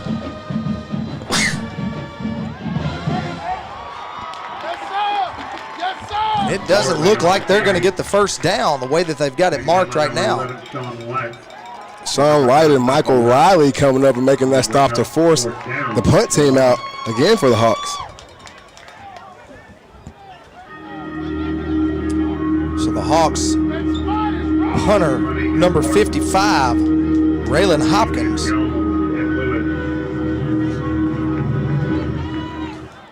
Lewis and Jones back to receive. Good snap. Nice punt, end over end. Going to hop right in front of Cal Jones, and he's just going to let it roll. It's going to roll down to about the 30, still rolling. 31-yard line, and so here come the Leopards back out on the field for their 3rd offensive series of the game. We're still scoreless here at Harris Field. Brian Bolt and Nicholas Reed bringing you the game tonight. And so, Nick, it's been a pretty big defensive battle so far. Oh, yeah. I've been preaching this all week. A lot of people thought this game would probably be a high-scoring game. But after seeing both of these teams play, I just knew that these defenses would come out and do just this tonight. So Cal Jones in at quarterback. He takes a snap and hands off. Can't see a number on that play. They're going to gain about 1 yard, but there is a flag on the play. And that flag looks like it's in the area of a little holding over there. Yeah, holding or a face mask. It looks like it will go against the Leopards.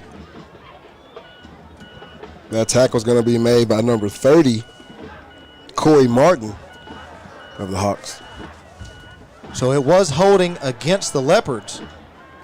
And I think that's also one thing that's going to come up big in this game. Who can keep the penalty yardage down?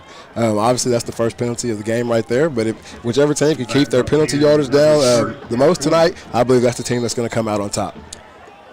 Yep, 1 minute and 14 seconds. The clock has started here in the opening quarter. We are scoreless as 1st down and 20. As Cal Jones is in at quarterback. He's going to throw a great pass by him, and it's going to be all the way down to the 39-yard line. And that's number 25, Emmett Hicks. And that tackle's made by number 1, Caden McFadden over on the sideline. And a nice play-action pass from Cal Jones, and it's going to bring up 2nd down and 2. A nice job. Going to be 18 yards on the pass play.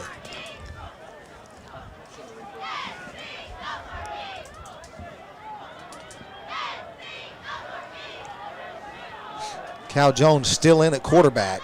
He's going to take the snap. He fakes the run. He wanted to throw. He does throw it, and it's dropped right in the middle of the field.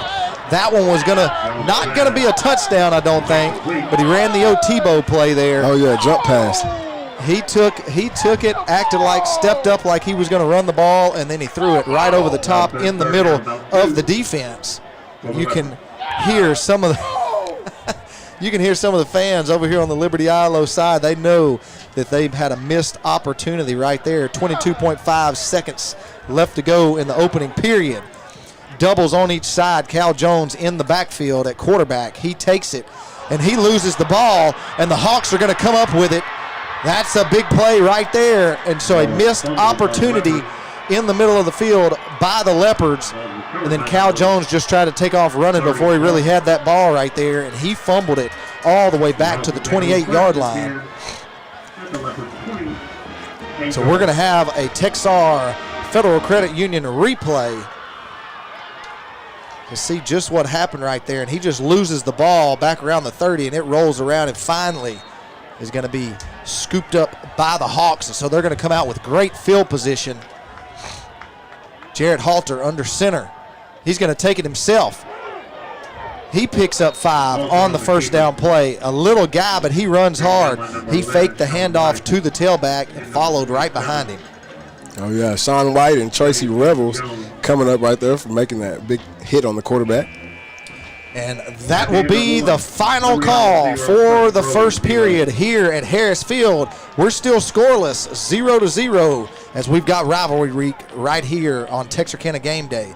LE 0, PG 0. We're going to take a break. Nick, we'll be back right after this. Yes, sir.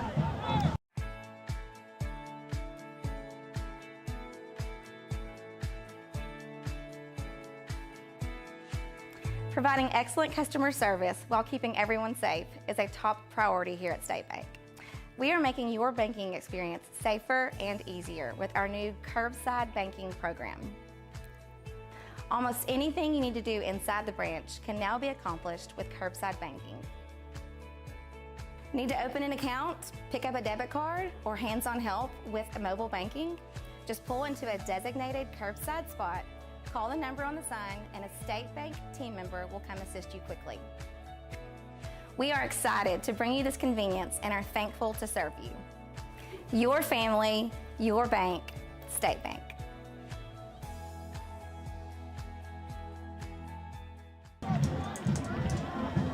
All right, we're back live here with Texarkana Game Day. Liberty Eylau and PG facing off. We're scoreless after one period. We're headed to the second quarter. The referee starts the play clock. Jared Halter comes up under center. He's going to take it, hand it to number 15, Boardley, around the right-hand side. A nice gain, about 9.5 yards on the first down play. Excuse me, the second down play is going to be 3rd down and 1 for the Hawks. It's going to be Tracy Revels and W.T. Jones making a stop to bring up this 3rd and 1. Davion Stewart in the backfield. Number 17, Ben Bricker, split out to the left. Jared Halter under center. He pitches it out to the left. A nice job. The first down and a little more all the way down to the 15-yard line. The clock will continue to run. That's number 15, Jalen Boardley on the carry. He's shaking up just a bit on the play. Got his shoulder pad out of his jersey there. Tracy Revels, one of the hardest tacklers in Texarkana right now, has come up and made a couple big hits on Boardley tonight. So don't be surprised if he starts getting up a little slower and slower as the game goes on, because when I tell you these Liberty Eylau guys can really bring the wood, these guys really bring the wood. Number 5, Collins, split to the left. He'll go in motion. They're not going to give it to him. They're going to hand it to Boardley. Boardley up the middle. Excuse me, that's Stewart. Stewart up the middle. And he's going to get 5 yards. Taken out by number 1, Rebel. It's going to be 2nd down and 5 for the Hawks. We got 2nd and about 6 for the Hawks. Players running on and off of the field. Number 25, Stewart, shaking up on the play as he limps to the sideline. Number 15, Boardley, will come in and replace him. The play comes in from number 16, Alex Galvin. Galvin splits out to the right. 10-10 left to go in the second quarter. The Hawks knocking on the door. They pitch it out. That's number 15. That's Boardley. He gets around the edge. He's not going to pick up the first down. Well, let's see where they spot it. Looks to me as the ref is going to spot it about half a yard short. Number 6, Chris Lewis. We'll bring up 3rd down. That was a huge stiff arm over on the side to get him around the corner right there. Going to be 3rd down and half a yard for the Hawks. 9:42 left to go before halftime. The Hawks knocking on the door, ball on the 6-yard line. The play comes in, the music's turned up. Everybody here is ready for somebody to score. Oh, yeah. Halter takes it himself around the right side. He's down to about the 4-yard line is where they're going to spot him. I was going to give him the 3. They give him the 4. Taken down by number 6. Going to be a first down and goal. So they got 4 downs from the 4-yard line. 9:20 left to go before halftime. We're still scoreless. The Hawks inside the 5. If this Leopard defense can put up a stand right here and just hold them to 3 maybe, that's going to be a big momentum swing. Would be huge. It looks like there was a flag on that play. Kind of offsides. Yep, and so it actually is going to be down to the 3-yard line. So first down and goal from the 3. The Hawks knocking on the door with 9:20 left to go before halftime. Brian Bolt and Nick Reed bringing you this rivalry game, the Friday before Halloween right here at Harris Field. It's been a big defensive game so far, but it looks like that might change. Hawks hurry to the line. Halter's going to take it himself, and he's down close to the goal line. They're going to mark him down at the half-yard line. The half-yard line. Taken down by number 44. A nice run by the freshman quarterback, Halter, right there on first down. Keontae Featherson making the tackle to keep him out of the end zone. So bringing in some reinforcements. Taking some smaller guys out, bringing some bigger guys in. Don't think the Hawks are going to pass it here. Oh, no. If they do, I'll be very surprised, and I think everybody else in the stadium will be too. Halter under center. He'll take it himself. He goes around the right side. He's not going to get it. He's dropped for a loss. It's going to be back to the 2-yard line, and so a big stand right there on second down by the Leopards. Going to be third down from the 3. And that's going to be number 27, W.T. Jones, coming up making that hit on the quarterback. And so number 25, Stewart, he's a bigger back. He comes back in the game. Excuse me. I apologize. That's number 15, Bordley. He comes back in the game at the tailback position. They break the huddle, 10 seconds on the play clock. It's a toss, and it looks like there's going to be a false start on the Hawks. And that's going to get everybody on their feet. Fans. Here come the Leopard fans. What a stand right now. Oh, yeah. By the LE Leopards. They was down to the half-yard line, the 1-foot line. Oh, yeah, I told you penalties are going to come up big in this game, and we see right there we take them from the inches away from getting into the end zone to being back on the 7-yard line. That's huge. So third down and 7 for the Hawks, 7:55 left to go before halftime. No one scored. The LE fans are getting up on their feet. They want a big stop right here. Stewart in the backfield. It is going to be a pass. Halter sets up the screenplay. He takes a big hit. Nobody there to catch it. Going to bring up fourth down and 7 for the Hawks. Oh, yeah. Number 44, Keontae Featherson, is coming hot off the edge for the Leopards right there. Yep, and they saw that it was a screen, and a couple of those defensive players said, we're just going to get there before you set it up. Halter tried to get it to his back, but his back was not there quite yet. 7:51 before halftime, and number 12, Enrique Rios, will come on for the Hawks. A good snap, a good hold. The kick is up. It's through the uprights, and we've got the first score of the game. With 7:50 before halftime, the Hawks get on the scoreboard first. They get a field goal. It's 3-0. We're going to take a short break, and we're going to be back with more Texas Friday Night Football right here on Texarkana Game Day.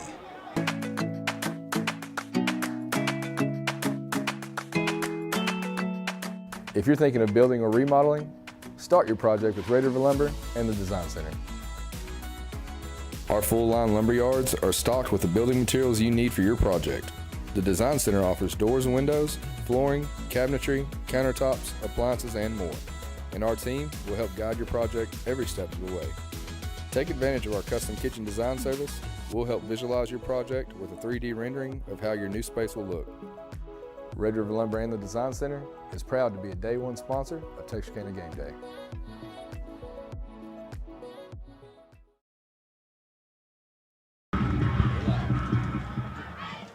And we're back here live on Texarkana Game Day. After a field goal, the PG Hawks will kick it off to the Leopards. It's going to be brought out to the 30-yard line. Nick, you got a number on that one? I'm trying to get it. I believe it was number 6, Chris Lewis. I could be wrong on that, but we're going to credit that return to him. I believe you are right. Number 6, Chris Lewis, on a nice return out to the 30-yard line, and that's where the Leopards will start. I want to give a big shout-out to Frank Halter. We know he is tuned in right now. And he wants to know who we're cheering for. We're cheering for both teams tonight. This is just a night for Texarkana. Texarkana, stand up. Every time we can get a stream with 2 Texarkana teams playing, man, we love it. Get that coverage out to the world. That's right. Hampton back in. He'll throw it out to Lewis. The screenplay over to the left side. A big gain. He's still going all the way down to the 47-yard line. First down for the Leopards. Big tackle right there for Victor Shaw coming from the defensive line position, having to chase down right there. And a nice job by Lewis. Hampton back in at quarterback. Took the snap from the shotgun. Threw it out there quick. Had some blockers out front. Lewis took it for a nice gain. 7:23 clock running before halftime. PG leads LE 3-0. Hampton takes the snap. He fakes. He's going to throw it over to number 27. That's Wyatt Jones. He's not going to get very much. Looks like he gets back to the original line of scrimmage. A little play action pass. That's going to be number 8, Corbin Franklin, making a play. Yeah, Wyatt Jones just had nowhere to go. A great job by PG to rally to the ball. A lot of white jerseys around the ball, and he couldn't go anywhere. 6:48 clock running before halftime. Ball on the 47-yard line. The Leopards trying to get a score before halftime. They're down by 3. Hampton takes the snap. He's going to roll to his left. He's got a wide open man. He makes the catch, and he gets all the way down to the 32-yard line. That's going to be Lewis again. A nice pitch and catch to Chris Lewis. Oh, yeah, Victor Shaw again getting out there in the open field from that D-line position to make the tackle. Am I seeing that right? Is that Chris Lewis over there?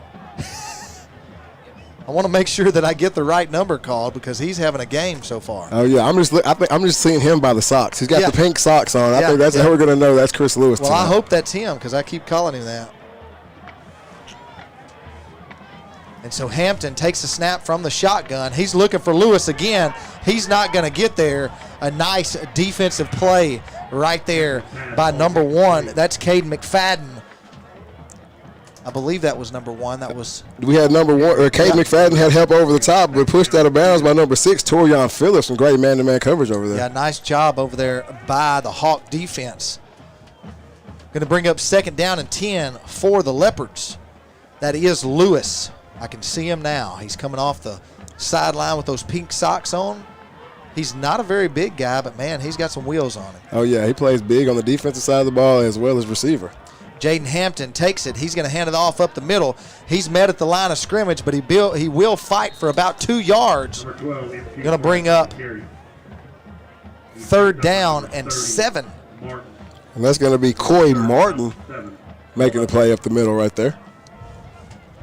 And that's number 12, Marquarius Price on the carry for 3 yards. Going to bring up 3rd down and 7, 5:22. Clock running here in the first half.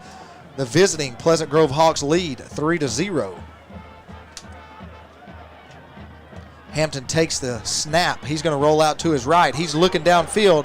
He's going to dump it off right before he got hit. He dumped it to number 12, Marquarius Price, who was actually out blocking for him.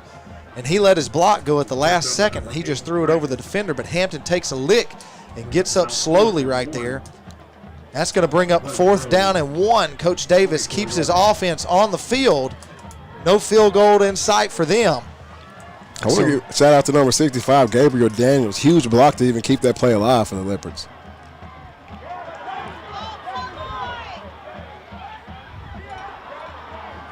And Hampton thought it was a free play, and he just throws the ball up, but no flag on the play. I believe the entire Leopard offense thought there was offsides there. Thought they caught some Hawks across the line. The referees are going to say different, and that's turnover on downs. So the referee, Coach Davis, getting in a couple of his players. They're getting a little mouthy with the officials over there, and Coach Davis telling them, let me handle that. You play and I'll coach, and he'll take care of the officials. But Coach Davis is now overworking the officials, wanting to know why there was no flag. I thought it was clearly an offsides, but I am definitely not down there and have the best view of the play. So if they say he wasn't, he wasn't. Here come the Hawk offense. Halter back to pass. He takes a lick, but he's got a man, and it's going to be very well defended down at the 45-yard line. It was intended for number 15, Jaden Bordley. Excuse me, that's number 5, Russell Collins. Oh, yeah, and that's number 7, Cal Jones back in coverage, gets his hand on another one. Yep. Very upset there at midfield that he couldn't come down with it. Yeah, Cal Jones had the best chance to grab that ball there, but a nice job taking a big lick is Halter, but he's staying in there.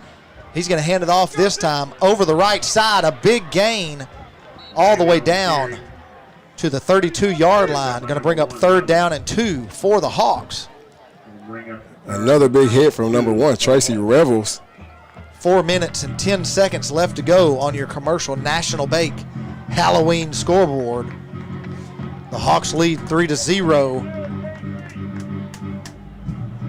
But it's 3rd down here at Harris Field. The music is on, and they're trying to come up with a big stop to get this ball back before halftime. Halter hands it off around the right side. That's number 22, JoJo Bailey, who loses the football. And the ball is out. The Hawks say that they have it. Let's see who they give it to. The Leopards have it. The referee gives it to them. The Leopards come up with the ball, and we just talked about them wanting to get the ball back before halftime. They've got it. A big turnover right there for the Leopards.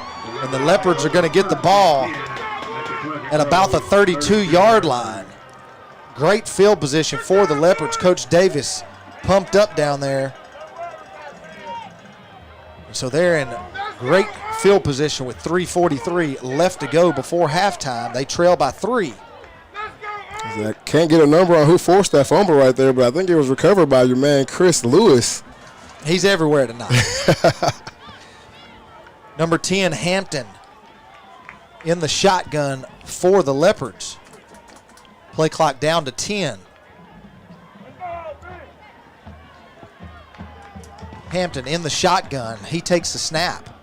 He hands it off around the right side. It's going to be a pass. He throws it, and this is going to be another turnover. And he's going to bring it out from the 1. He's coming down the sideline. That's number 1, Caden McFadden. I had the wrong lineup right here, but he picked it off at the 1 and brings it all the way out to, looks like the 41-yard line. Nope, they're going to back it up and say he stepped out about the 36. And so it was handed off, going to be a pass. So we're going to get a replay here, our Texar Federal Credit replay tonight. And it was going to be a pass from the tailback, and he just threw it up. Picked off right at the 1, and then a great return there by Caden McFadden. And so that's going to bring out Jared Halter, the freshman quarterback for the Hawks. Oh yeah, halfback pass there. You don't have to throw it if it's not there. Yeah, and it was not there. He should have just kept it. But he's trying to make a play, a big game, trying to get his team back in the game. So he just throws it up right there, and it's intercepted. Halter's going to hand it off around the right side. That's number 15, Jalen Bordley. Tackled by Keontae Featherston, number 44 for the Leopards. John Lane Jr. is replay only for PG. No, it's not. It's only when we can fit it in. So we appreciate your comments. So we appreciate you for tuning in on Texarkana Game Day. Halter takes a snap. He's going to hand it off to Bordley again around the right side. He's got a nice gain. Jordan down by number 9, Michael Riley. So Bordley takes it around the right side for a nice gain. Going to be 2nd down and 2.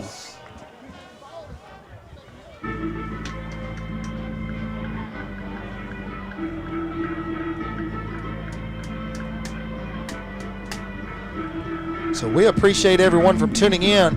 This second quarter is brought to you by Texarkana Emergency Center and Hospital. Bordley takes it again. He's going to have enough for the 1st down. Your second quarter brought to you tonight by Texarkana Emergency Center and Hospital, with physicians that have been hand-selected and are the most respected emergency physicians in the community.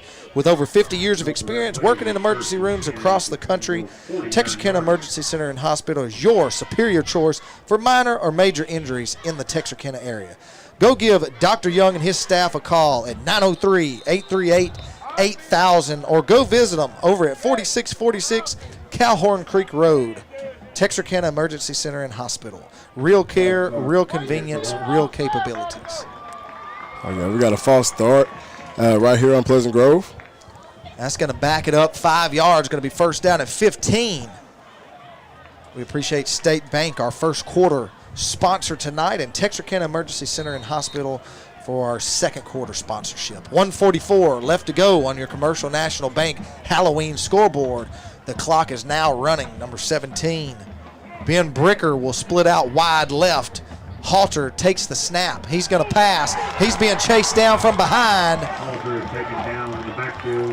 Who is it, Nick? That's going to be number 44, Keontae Featherson, hot off the edge again. Yes, he was. Unblocked and runs. He runs Halter down, and so we're going to get a replay on that one.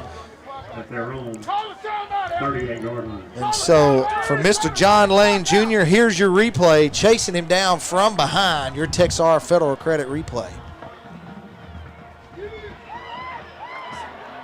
It's going to be handed off around the right side.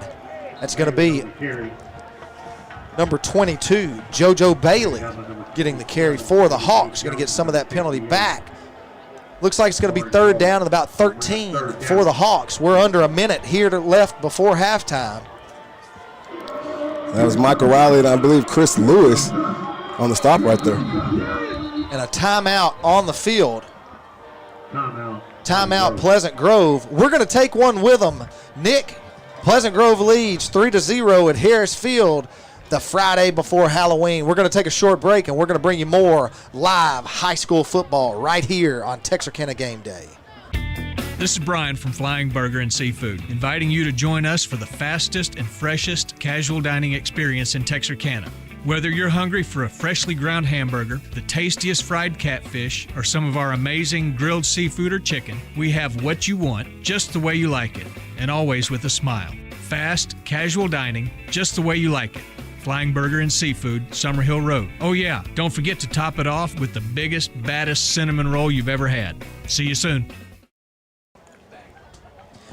Welcome back right here on Texarkana Game Day. We are in Texarkana.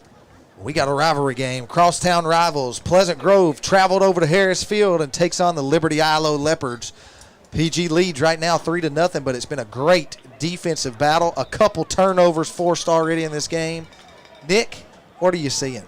I'm seeing exactly what I pictured I would see here, a defensive game, at least a defensive first half. Yeah. I've made a few predictions this week, and I picked the score to be 10-3 at halftime here. I didn't know which score would be up, but I knew it would be, a low score first half, and we have 3-0 with 38 seconds to go. Halter drops back to pass. He gets it off this time into double coverage. And the ball will fall incomplete. A good job right there by number 15, Jalen Bordley. The pass was intended for him, and he ended up playing as a secondary player to knock that ball out of bounds. Cal Jones almost coming up with another interception attempt right there, down about the 30-yard line, but nobody catches it. It rolls out of bounds, stops the clock with 30 seconds left to go here before halftime. Also, Sean White coming from that linebacker spot, getting deep out in coverage. A good snap, a good punt, going to roll, a nice roll for Pleasant Grove, and then it just stalls at the 20-yard line. And so, as you can see, both bands getting ready to perform at halftime. Make sure you hang around for halftime. We're going to have both bands on the field. We will broadcast their performances live right here on Texarkana Game Day. We appreciate everyone for tuning in. And then right before we get back to action, Nick and I will come back, talk about some improvements or some keys to the second half for both teams. With 19.2 seconds left to go before halftime, LE comes out in a empty formation. Hampton takes the pass. He's going to throw it deep down the middle of the field. He's got a guy. It's Cal Jones. and right over the fingertips of Cal Jones. And if he would have caught it in stride, nobody's catching that boy. Oh yeah, that would have been that definitely would have put 6 up on the board for the Leopards if that connection is made right there. Great pass from J.J. Hampton.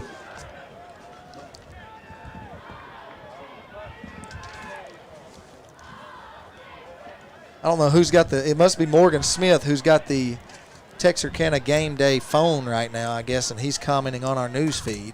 So I'll be stepping out at halftime and letting him come call the second half of the game, and we'll see who's so bad here.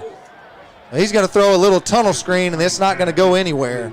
Looks like that's number 7, B.J. Rayfield, that read it perfectly. Oh, yeah. And that's going to be number 3, Ian Jones. That's going to be the end of the first half. We've had a defensive battle right here at Harris Field. Both teams heading to the locker room. 29:55 left to go at halftime. Pleasant Grove leads 3-0 over the Liberty Eylau Leopards. We're going to take a break. When we come back, it looks like the band from PG will perform first, followed by the LE band. And so come back, catch a little halftime entertainment, and we got second half football coming up for you right here on Texarkana Game Day. Not long ago, Samantha had to raise her hand to leave the classroom. Just like that, she had to decide her future. She knew she wanted to go to college, but she wasn't ready to choose her major. So she enrolled at Texarkana College.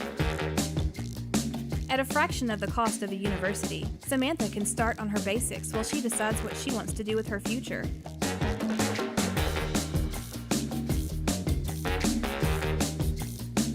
Start here at Texarkana College.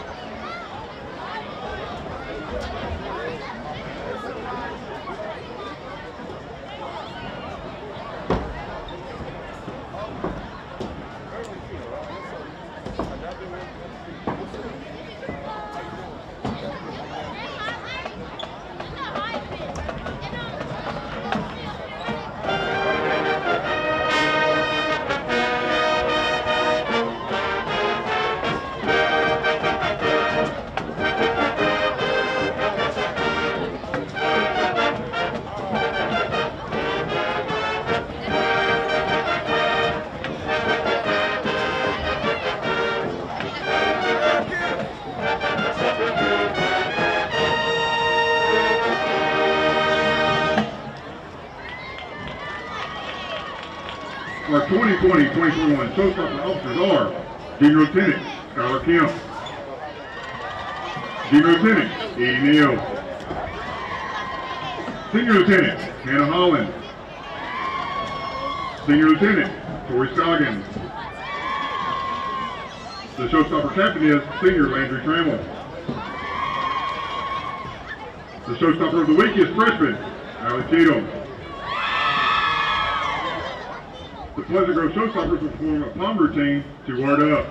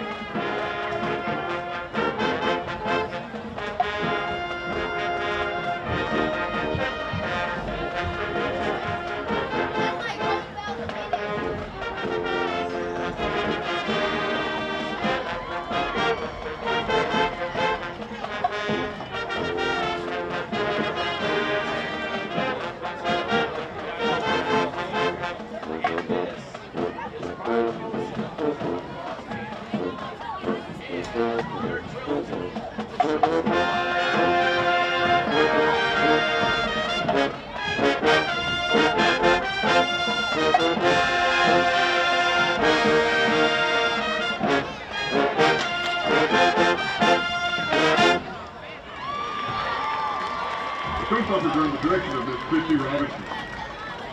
Robinson is the teacher of the show star. Now under the direction of Estes, Pride with the Eylau halftime show.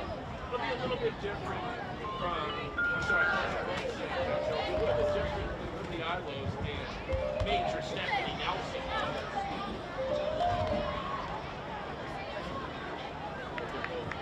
And now, for your continuing halftime entertainment, please welcome to the field the Pride in Motion, the award-winning Pleasant Grove High School Marching Band.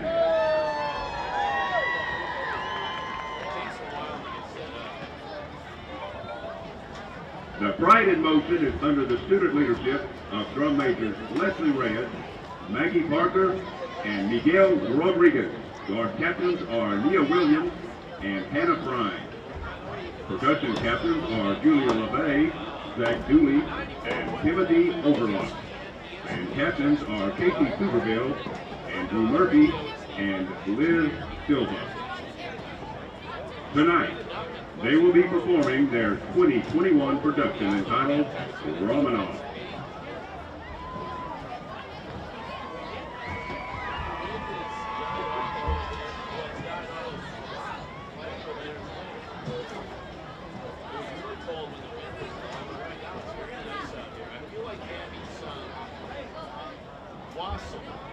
With the holidays. By the way, happy Halloween, everybody.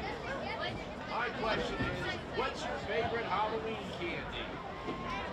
I like M&M's and Reese's peanut butter cups.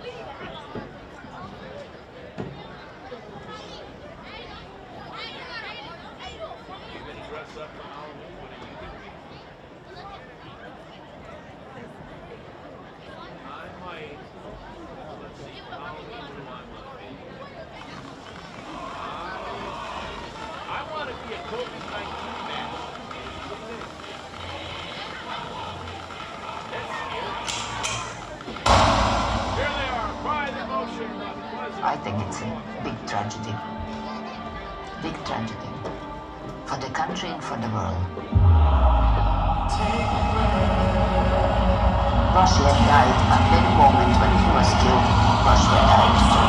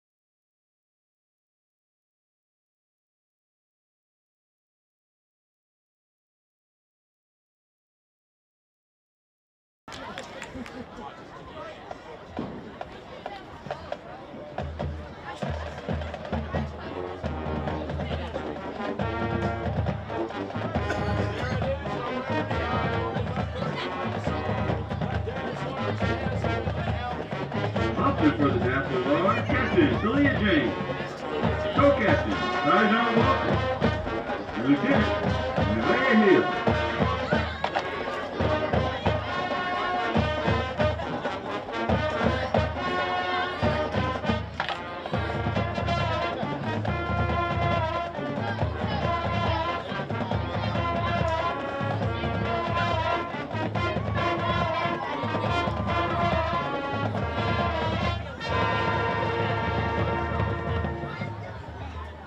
Dazzlers of the week are Landrea Williams and Mariah Kendrick.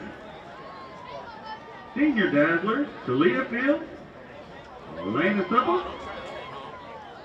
Celia James, Shataviana Reddick, Mariah Jones, and Tyjon Walker. Now the award-winning Dazzlers complete their show with a special routine to the classic Devil with a Blue Dress.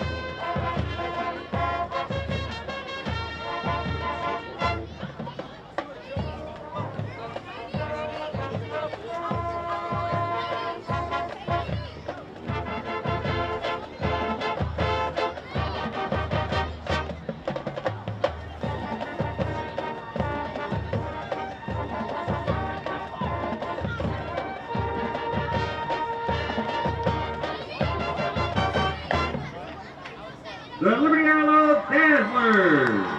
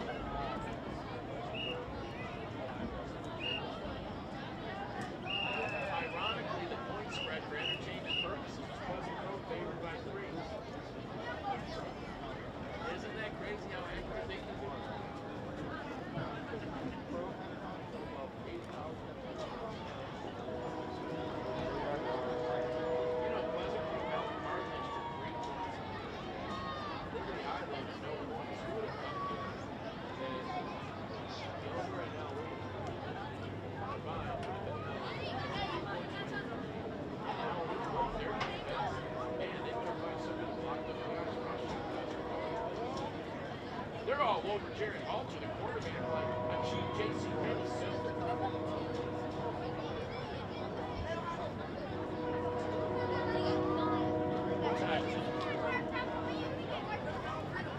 You're not going to believe it, the 847's right on time. We're right next to a prison at movie Eylau. Hope nobody escaped and jumped on the railroad. Ladies and gentlemen, Liberty Eylau ISD is proud to present, under the direction of Stephanie Nelson, under the field committee drum majors Jalen Johnson and Derek Murphy, our 2021 UIL show, Rap City. Drum major, is your band ready for performance?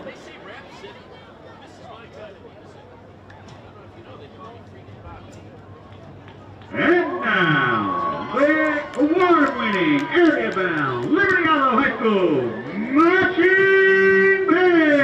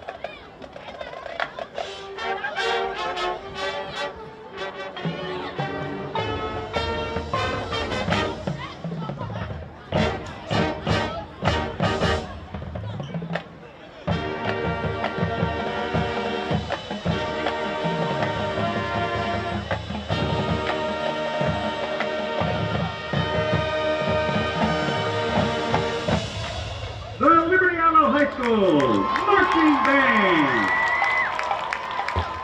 Tonight's soloists are Jalen Willis on the clarinet, Rafael Davis on the baritone, and Jalen Johnson on the flute. Color guard captains are Cassia Vargas and Julissa Scott. We would like to wish good luck to both the Pleasant Grove and Liberty Eylau bands as they travel to Lindale to compete in the Area B Marching Contest tomorrow. The band would like to thank our band students and parents, the staff and administration of Liberty Eylau Independent School District, and the Liberty Eylau community for their continuous support. We would also like to thank Meet Around TXK and the National Sorority of Phi Delta Kappa for volunteering their time in our band booster concession stand tonight. Make sure to come visit the band concession stand on the east side of the stadium. Welcome back here on Texarkana Game Day. Brian Bolt and Nicholas Reed going to bring you the second half here at Harris Field, where the PG Hawks lead the crosstown rivals Liberty Eylau Leopards 3-0 as the band is exiting the field to our right. Both teams have entered their tunnels ready to take the field for the second half. Nick, what is it going to take for each team to pull a win out here? Well, first thought off with the home team, Liberty Eylau. For them to pull off a win here, obviously they've got to get in the end zone, or at least get some points up on the board. Defense is playing almost lights out. Haven't given up very many big plays. The one score they did give up, Pleasant Grove's offense started in great field position, and they held them to that field goal there. So if they can get in the end zone and get that offense kind of rolling, it's going to be trouble for the Hawks. But on the other side of that coin, if Pleasant Grove gets their offense rolling, Liberty Eylau is going to be in a little bit of trouble as well. So both of these teams, I'm sure at halftime, that's what they talked about. Offensively, both defenses, there wasn't very much to say to those players, but both offenses have to get going in the second half for either one of these teams to pull out the victory. Liberty Eylau did win the toss, and they deferred to the second half, so they will receive the ball to begin the second half. Again, our score 3-0, PG leading right now. We're getting ready for second half football right here at Harris Field. Oh, yeah. The Friday before Halloween. Oh, yeah, spooky season. That's right. That's right. So I'm just going to go ahead and predict this. I don't think the second half is going to look like the first half. All right. Then we're going to see some points scored here. Okay, I see. I think it's going to look a lot like the first half, at least here for a little bit. That first half kind of went by quick, so I don't think there's much fatigue amongst either team right now. I think the fatigue level is low, so I think these defenses are going to stay up tempo, and I think they're going to keep it a close game. And so PG tees up the ball. That's going to be number 12, Enrique Rios, who will kick it away to the Leopards. Number 5, Kenyu Shepard, back deep for the Leopards. It's going to be a short kick.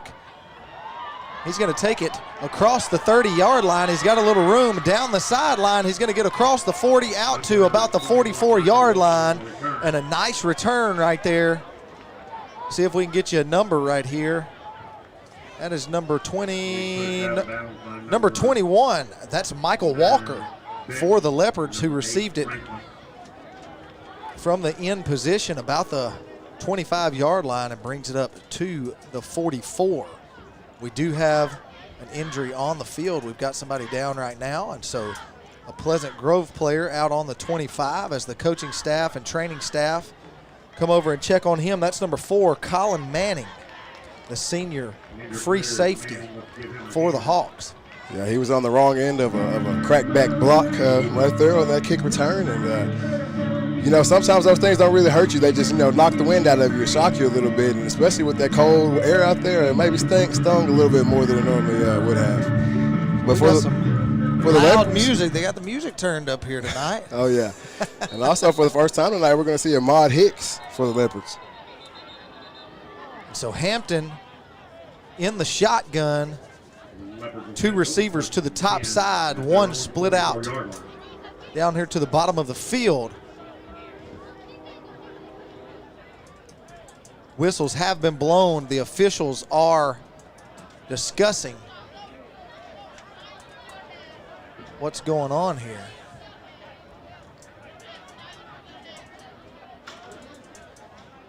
Not sure exactly what's going on, but your third quarter tonight is going to be brought to you by Texar Federal Credit Union. Texar is a community-first credit union which has served the members in and around the Texarkana area since 1951.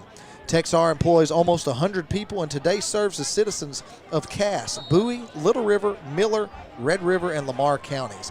Go by a local branch or visit gotexar.com for more information. Texar, that's where your friends are. And so Coach Gibson wants to know again what's going on, and so whistles will be blown. 11:48 in the third quarter. We have yet to have an offensive play run here in the second half.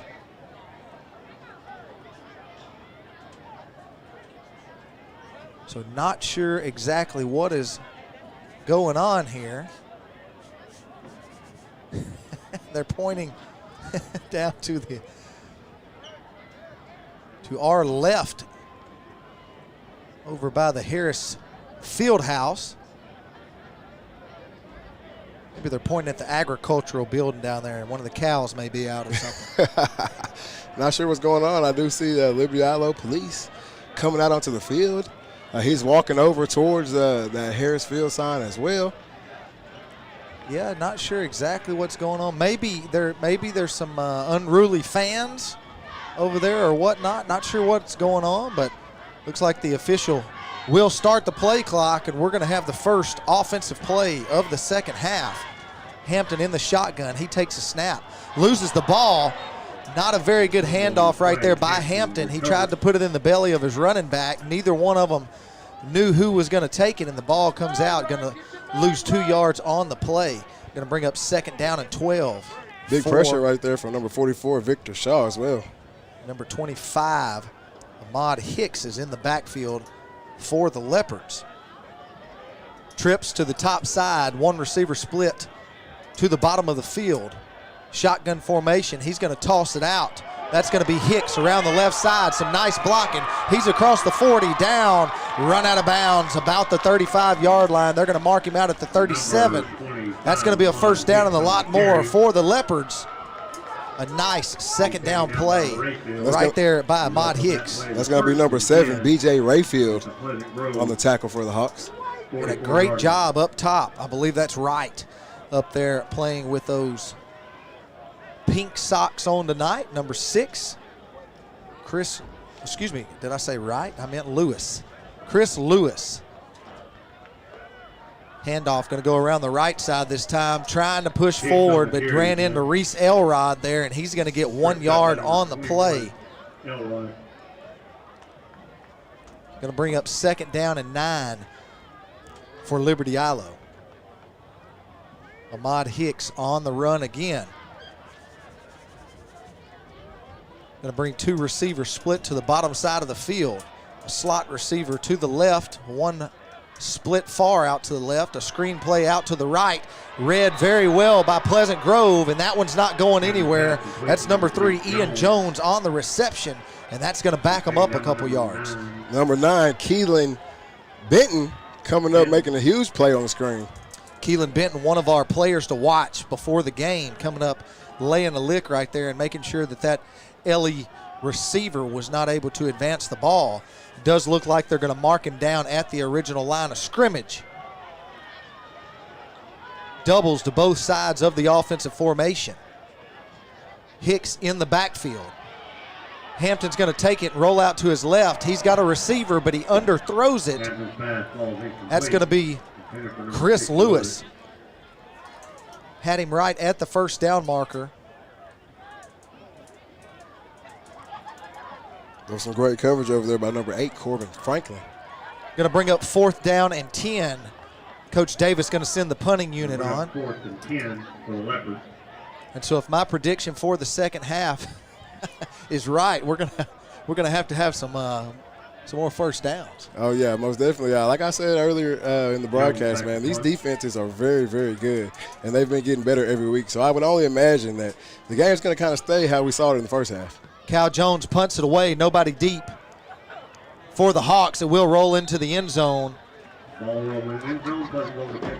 And Reese Elrod pumped up for a big defensive stand right there for the Hawks. And so we're going to see the Hawks come out for their first offensive possession with 9:36 left to go on your Commercial National Bank scoreboard.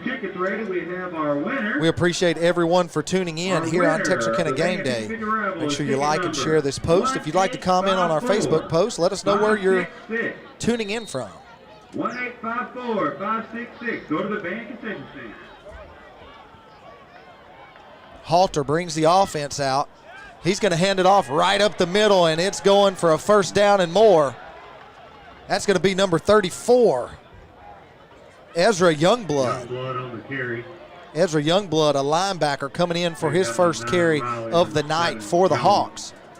He's going to pick up 12. That's going to be first down for the Hawks. Brought down by Michael Riley and Sean White for the Leopards. Jared Halter hands it off to number 23. That's Davion Stewart. He's got a big gain, about 14 yards, and it's going to be another first down. The Hawks come out.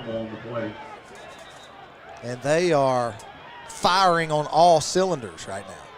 That's number 22, JoJo Bailey. Correction on my part, not Davion Stewart's. JoJo Bailey. Liberty Eylau believes that Pleasant Grove fumbled that ball, but that is going to be called down there. So LE defensive players not happy with the call there. They thought the ball was out. The whistle blew. They called him down. So it will be a first down play. Reese Elrod going to come in on the offensive side of the ball. Number 5, Russell Collins brings the play in. He'll split wide to the right side. Freshman Jarrett Halter quickly up under center. He's going to take it, hand it around the left-hand side. That's number 15, Jalen Boardley, and he's going to lose a yard on the play. Great job by the Leopard defense right there. Oh, yeah, Tracy Revel was moving around on that defense tonight. We've seen him at corner, safety, and at linebacker making the play in the backfield for the Leopards. Yep, a good job right there by the Leopard defense to hold Boardley. This one right up the middle for 6 yards. This is like a trap play. Pleasant Grove keeps running right there, right to the fullback. Bring up third down for the Hawks. So Leah Walker in Fayetteville tuning in to watch the LE Leopards tonight. We appreciate you. Christian Gamble from Jacksonville, Arkansas, cheering on Victor Shaw. We appreciate you for tuning in here on Texarkana Game Day. It's third down, and you can hear the music. Third down and 3 for the Hawks. They're going to take a timeout. Coach Gibson wants to talk about it. He wasn't getting what he wanted out of the play. So timeout with 7:58 left to go in the third period. Pleasant Grove leads 3-0. We're here at Harris Field, and we'll be back with more Friday Night Football right here on Texarkana Game Day.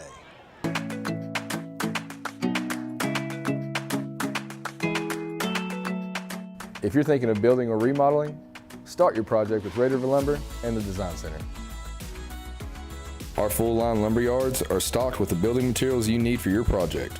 The Design Center offers doors and windows, flooring, cabinetry, countertops, appliances, and more. And our team will help guide your project every step of the way. Take advantage of our custom kitchen design service. We'll help visualize your project with a 3D rendering of how your new space will look. Red River Lumber and the Design Center is proud to be a Day One sponsor of Texarkana Game Day.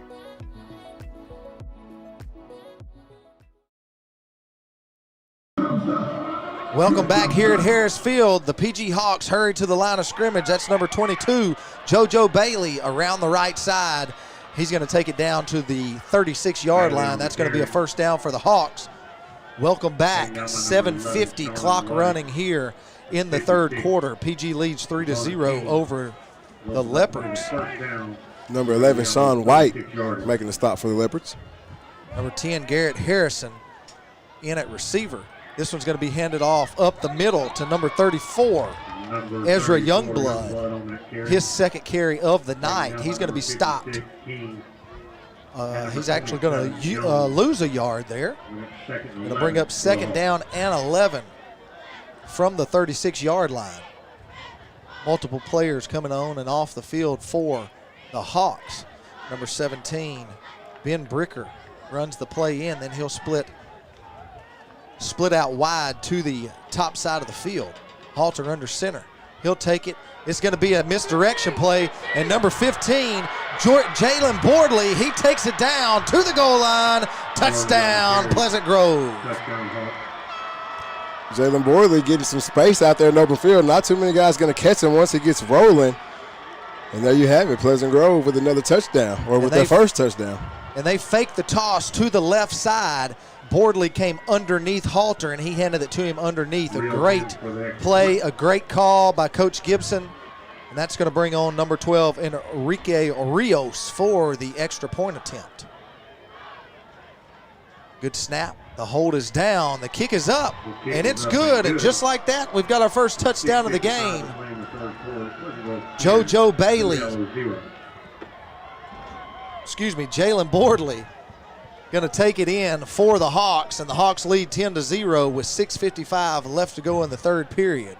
We're going to stay with you during this break. Yeah, great play call right there. This Liberty Eylau defense flowing very fast, flowing very heavy to the ball, making a lot of plays in the backfield. So anytime you can hit a team flowing like that with mixed direction, you're going to get big results, and that's what we saw there.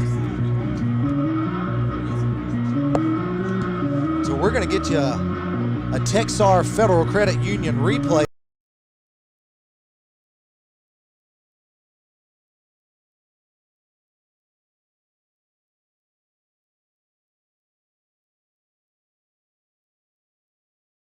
Takes it into the end zone for the first touchdown of the game. That's your Texar replay. Texar is also our third quarter sponsor for tonight. Texar, that's where your friends are. Go over and visit them and find out more info at gotexar.com. So number 12, Enrique Rios, kicks it off. Going to be a short kick.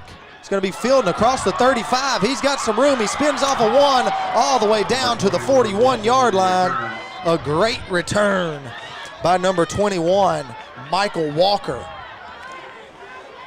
And here we go. We're going to give you another Texar replay.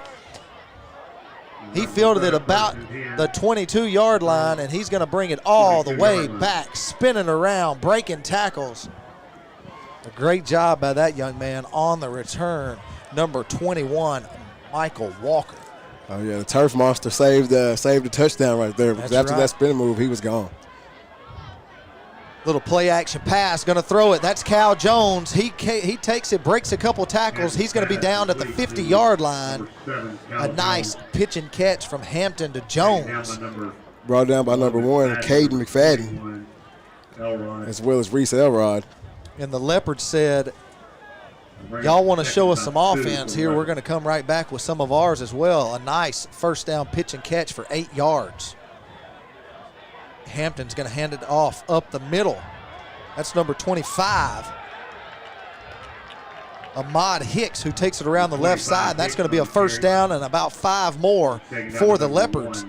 Going to be brought down at the 44-yard line. Caden McFadden on the stop again for the Hawks. 6:08 left to go in the third period. The Hawks lead 10-0. The Leopards marching the ball down the field right now. First down and 10 from the 44. Hampton takes a snap. It's a toss play. He pitches it out. He's around the right side. He's going to have 5 yards. He's going to have more. He said, I'll take it for 10. And that's number 25, Ahmad Hicks, around the right side, right at the first down marker. They're going to give it to him. 10 yards on the carry. Going to take it down all the way down to the 34-yard line. 5:46 left to go in the third quarter. Victor Shaw on the stop for the Hawks right there. Ahmad Hicks getting up with a couple of words for his old teammates right there. Hampton still the quarterback. Hicks in the backfield. 2 receivers split to the bottom side, 1 up top. That's Chris Lewis up there at the top. Hampton takes it. He pumps once. He throws out. That's number 3, Ian Jones. He's going to get 1 yard on the play, and then he's met by a host of Hawks. What do you call them, a flock? What do you call a host of Hawks? A flock of Hawks, I guess. That would be right. A flock of Hawks? That might make them sound a little weak, though. I don't really want to use flock. That's all right. Well, they weren't weak on that play. A great job. Bunch of white jerseys down, making the stop. Oh, yeah. Number 1, Caden McFadden with his 3rd tackle of the drive. Ian Jones on the reception there. He'll get credited with 2 yards on the play. Going to bring up second down and 8. Hampton, your quarterback. Hicks, your tailback. 2 receivers split to the top side, 1 to the near side. A bad snap. He does get it down. That's going to be Hicks right up the middle for a nice gain. It actually hit.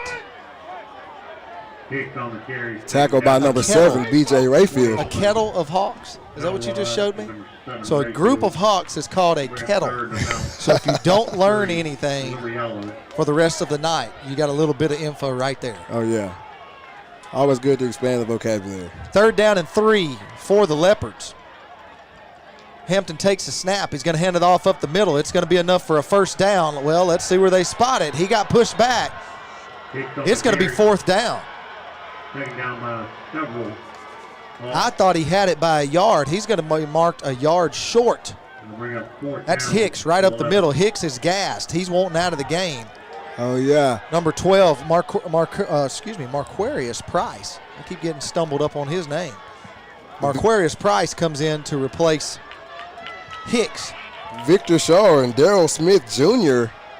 making a big play on 3rd down right there for the Hawks. You got doubles formation, 1 tailback in the backfield. Hampton, your quarterback, 4th down and 2. He's going to take it. He's looking to throw. And it was almost picked off by number 4, Colin Manning, but it comes out, and it's on the ground. But either way, the Hawks get the ball back. Another snap that just wasn't handled very well by Hampton. It hit him. He's had a couple where I don't know if it's getting back there quicker than expected or if he can't see the ball very well, but he's had a couple that have hit him in the chest, and then he can't quite get his hands on the ball. And that was one right there that if he could have gotten it cleanly, the receiver was open there. Oh, yeah. But that split second that he couldn't grab a hold of the ball right there. Oh, yeah, that play was supposed to come out quick. Right back out. It's going to be an end around, and that's going to be number 22, JoJo Bailey, and he's got 11 yards, and here come the Hawks offense again. And this is kind of what this offense likes to do right here. If they catch you in a couple of bad spots, they're going to come out, they're going to go fast, and they're going to get going. Liberty Eylau is going to have to get their head on straight here if they want to slow this train down. 3 minutes and 5 seconds left to go here in the 3rd period. The Hawks lead 10-0 here at Harris Field. Friday night rivalry football here on Texarkana Game Day. Brian Bolt joined by Nick Reed tonight. And Frank Sides producing tonight. And here it is again, the same play they scored on earlier. This Jalen Bordley, the same thing. He's down to the 20. He's down to the 15, going to be dropped at the 12-yard line. The clock is running. There's some chirping going on, and the Hawks are flying right now. Oh, yeah. And we're going to give you a replay, our Texar Federal Credit Union replay, the same play they scored on just a second ago. He's going to line up in the slot. He comes underneath. They hand it to him. They kick the end out, and it's off to the races. Oh, yeah. This Pleasant Grove offense has this defense exactly where they want them. Just like earlier I was talking about the emotions in a rivalry game. Well, when you fall behind a little bit, you start trying to play a little bit extra, trying to start doing a little bit more, and that can get you messed up. 2:14 left to go. He hands it off to JoJo Bailey. He's around the right side, going to pick up 2 yards. Going to bring up 2nd down and 8 for the Hawks. 2 minutes. Clock running here in the 3rd quarter.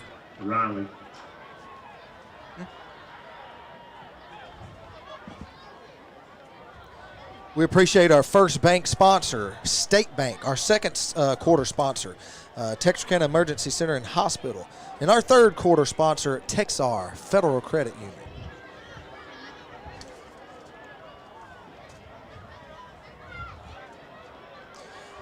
Halter brings the offense to the line. Man in motion. They're going to hand it up the middle to number 34. That's Ezra Youngblood. He's going to get a couple. Going to bring up 3rd down and 5 for the Hawks. 1 minute, 20 seconds left to go in the 3rd quarter. I want to give a big thanks to some of our sponsors here: Conterra Networks, Texana Bank, Total Medical Supply, Amcare, Flying Burger, Rocasa, Eagle Dental, Red River Lumber, Brian Bolt Shelter Insurance, Browning Homes, Texas Farm Bureau, Dr. Pepper, Express Employment, Kelly Ashbrook State Farm, Stone Studio, Sport Clips, Air Temp, Sports Magic, State Bank, Texarkana Emergency Center and Hospital, Gregor Auto Collection, your scoreboard sponsor, Commercial National Bank. Pleasant Grove. Going to be a timeout for the Hawks with 49 seconds left to go in the third quarter. The Hawks lead 10-0. We're going to take a break, but when we come back, we're going to have 49 seconds of the third quarter, and then the fourth quarter's here to follow. Here at Harris Field, Brian Bolt and Nick Reed on the call for Texarkana Game Day. We'll be right back. Welcome to Texarkana Magazine, where everyone is famous in their hometown. Every month, we have the privilege of interviewing guests and sharing their inspiring stories with you. You can find Texarkana Magazine at many locations around town. Look for us on the first of each month, where we publish a new print issue, and online every Tuesday. We'd love to connect with you. Check us out online at txkmag.com and follow us on social media. Stay famous, Texarkana. Welcome back to Harris Field. Brian Bolt with Nicholas the Voice Lewis. I'm so used to calling his name. Nick the Voice Reed with us, excuse me. We're also joined by a couple other of our bodyguards up here in the press box tonight. We appreciate them keeping us safe here as it's Halloween weekend and it's a Texas rivalry game right here in Texarkana. The Hawks call a timeout. It's 3rd down and 5. Here they come. Halter leads them to the line. He's going to pitch it out to number 15, Jalen Boardley, and he's going to be hit. He's not going to get the first down. He's going to be about half a yard short, and it's going to bring up, I believe, 4th down. Yes, it is 4th down and 1 for the Hawks. Down at about the 3-yard line. Number 11, Sean White, coming up to make that play. They'll stay on the field, the play coming in. The Pleasant Grove Hawks, sideline and fans, they're getting into it. Here comes the Liberty Eylau sideline. They're going to hand it off. That's number 15. He's into the end zone. Touchdown, Hawks. Look at that sideline, bro. If you wanted a play right there that was big time by a big time player, Jalen Boardley, he said, give it to me. Oh, yeah. Whenever you're the premier back at a school, when it gets down to the nitty-gritty of a game, you got to be slobbering at the mouth. I want the ball. And he does it time and time again. Sarah Jones watching from Hawaii. We appreciate you for tuning in. 6.5 seconds left to go here in the third quarter. The extra point is up. The extra point is good. PG now takes a demanding lead, 17-0 over the Liberty Eylau Leopards. And so we're going to stay with you during this break. I want Nicholas Reed to give us a little hindsight of what he thinks LE needs to do to get back in this game. I mean, in all reality, I think they need to run the ball. The thing that hurts them now is you're down 17 points and the clock's running out. Yeah. But I think your most success you've had tonight is putting the ball on the ground and letting your running backs go to work. And when it's not 3rd down, I mean, that's pretty much all I can say about the offense right now for Liberty Eylau. I think if they put the ball on the ground just a tad bit more, the score might look a little different. And even right now, if they can put the ball on the ground a couple of times and have a big play here or there, they could be back in this ball game. Yeah, and so they're down 17. You know Pleasant Grove's going to run the ball, so they're going to run a lot of time off the clock. Do you take the chance of trying to run the ball since you've had success, or do you come out and try to throw it just to make sure you got enough time? Well, I think you still got to run the ball. Throwing the ball, you know, the last thing you want to do here is turn the ball over. And that's the risky run of throwing the ball. You haven't had much success. You've got a pick on the night, a couple of batted balls when you put it in the air. So I think you've got to put it on the ground at least to start this drive. Rios, the pooch kick into the middle of the field. It's going to be scooped up, and it's not going to be returned for very far. The pile is still moving, and that's going to be the end of the third quarter. Our score, 17 for Pleasant Grove, 0 for Liberty Eylau. And so as we take a break on the field, we're going to take a break here. 17-0, PG leads this one. We'll be right back for the fourth quarter here on Halloween Friday with Texarkana Game Day. A strong work ethic takes pride in a job well done. This is the kind of person you need. Express Employment Professionals can help because we understand what it takes to hire good people. It takes real people, real interviews. We find good people, matching the right skills for the right jobs. Express knows jobs. Get to know Express. Go to expresspros.com to find a location near you. Welcome back. We're live at Harris Field where we're about to enter the fourth quarter. But before we do that, we're going to show you the last touchdown here by Jalen Boardley. Our Texar Federal Credit Union replay down on the 4-yard line. They're going to hand it to him around the right side. Just a great cut and whoop, right up the middle into the end zone. And there is a big run right there from KJ or Ahmad Hicks. Actually, that's going to be number 21, Michael Walker, coming out of the backfield. Michael Walker back in the game.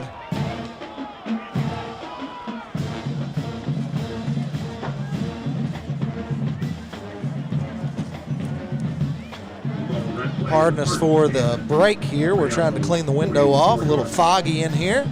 Nick Reed putting off a lot of body heat. I just used that joke on you, man. Come on. He's going to be hitting the backfield. Hampton's going to be brought down.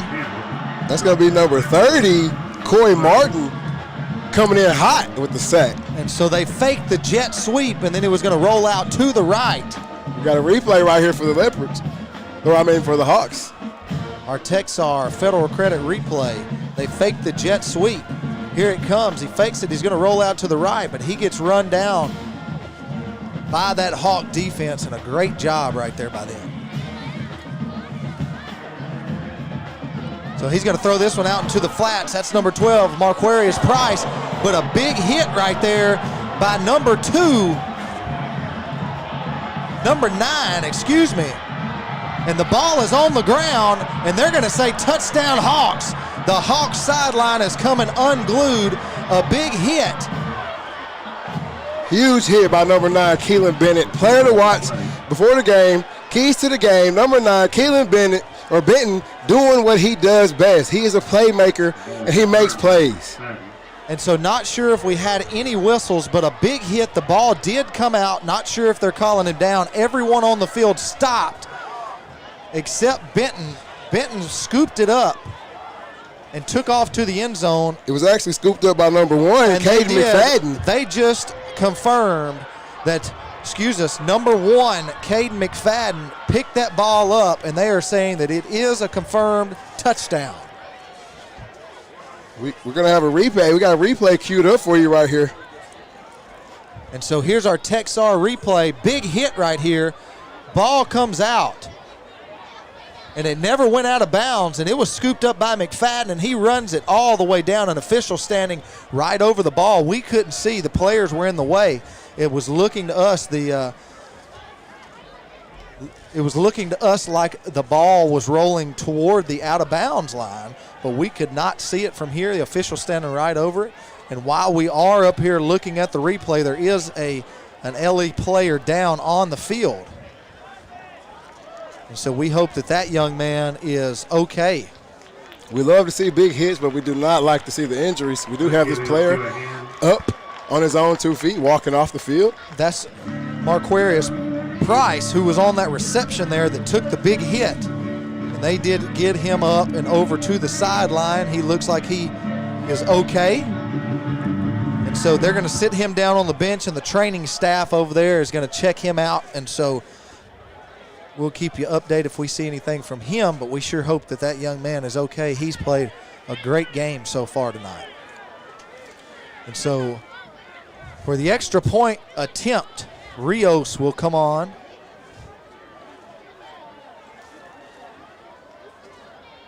But again, what a hit by Keelan Benton. Kids watching at home, young Hawks, young Leopards, young football players all across the area, all across the state. That's how you step to power and make a hit in the open field. You don't have to be the biggest guy on the field to make a hit like that. And Keelan Benton just showed you that. Alex Galvin on the hold, Rios on the kick, and just like that, the Hawks go up 22-0 over the Leopards here at Harris Field. 10:49 left to go in this ball game. And you know what? We talked about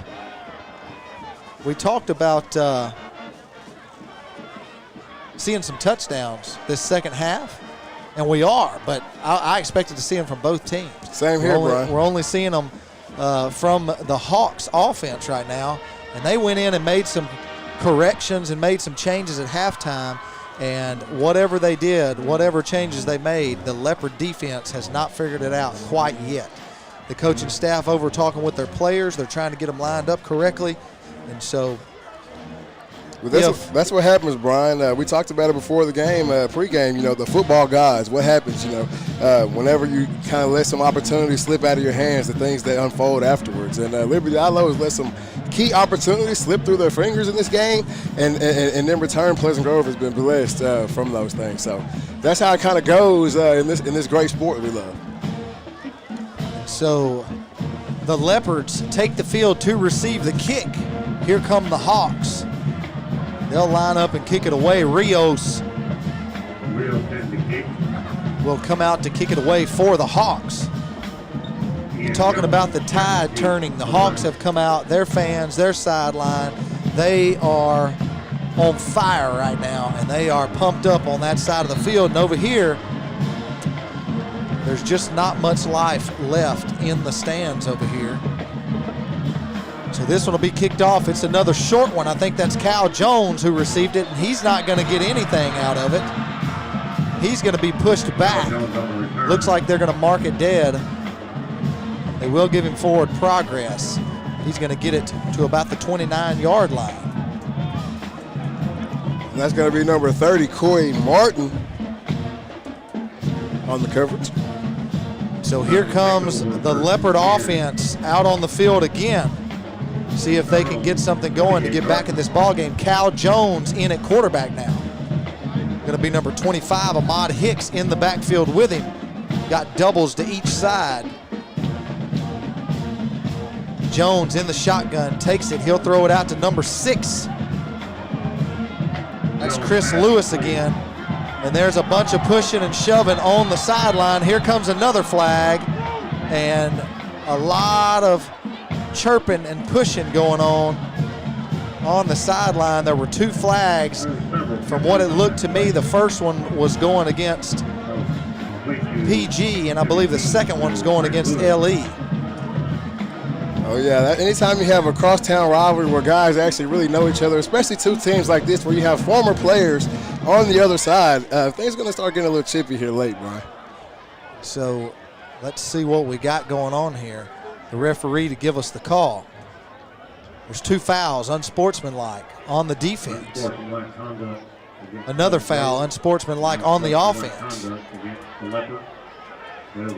They'll both offset each other like they never happened. Going to be first down. Excuse me. It should be second down and about 5. Yep, here we go. We're moving the markers. Same formation. Cal Jones in at quarterback. 25, Hicks at tailback. 2 receivers split to each side. Cal Jones takes it. He rolls out to the right. He throws it and overthrows the receiver, almost picked by number 6, Torian Phillips. He almost had a pick there. Cal Jones just a little bit over his intended receiver. About 10 yards down the field. He overthrows him. 10:26 left to go here in the ball game. Tight coverage by number 8, Corbin Franklin, out there on the outside. Cal Jones stays in at quarterback, same formation. 2 receivers to each side. He's going to take it and roll out to his left. He throws it. This one's going to be caught. That's number 6 once again, Chris Lewis. That's going to be enough for the first down. This fourth quarter is brought to you by Gregor Auto Group. The Gregor Auto Group wants to answer your questions to ensure you can see the benefits that come along with choosing the Gregor Auto Group for your next purchase. Go visit their wide selection offered by Gregor Auto Group at gregorauto.com. Gregor Auto Group, exceeding expectations. Cal Jones still in at quarterback. He rolls out to his right. He's going to throw it down the field. Same play, same result. He's going to get about, 7 yards on the play. That reception, trying to get you a number here. Number 21, that's going to be Michael Walker. We're going to show you. Also tackled by number 21, Reese Elrod of the Hawks. So Cal Jones rolling out, just a simple flood concept, different levels of some out routes there.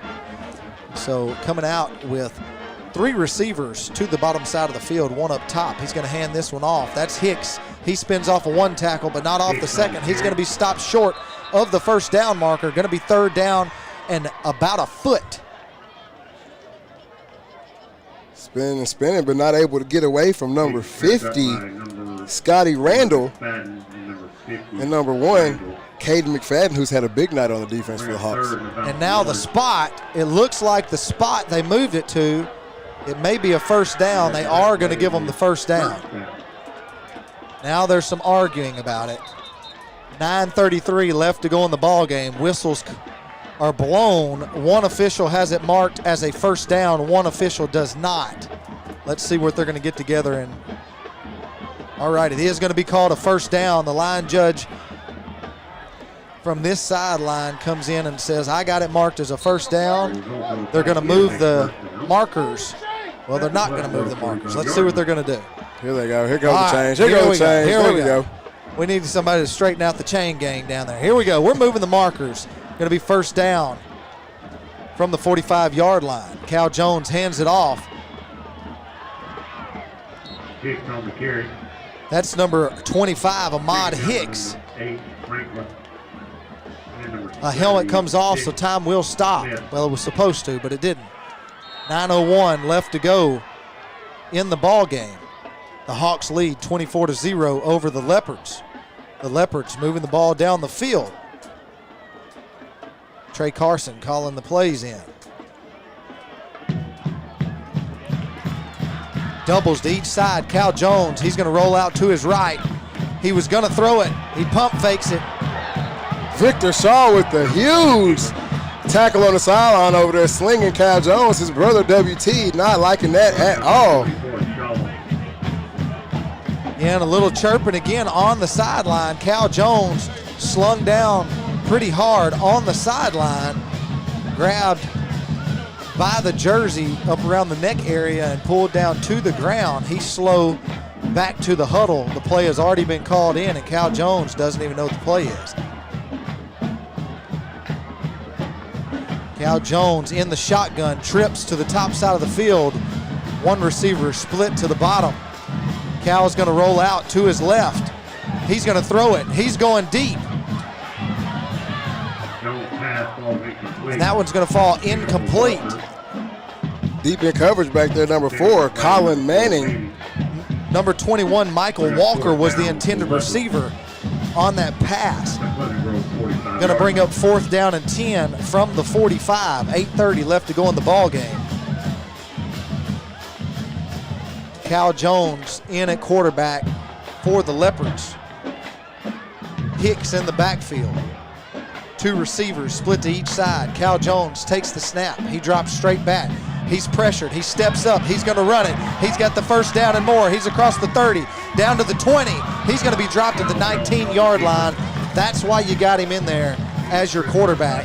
No one was open. They dropped back deep. It was 4th down and long, and he takes off and picks up a big gain all the way down to the 20-yard line. Oh, yeah, huge gain, chased down by number 7, B.J. Rayfield.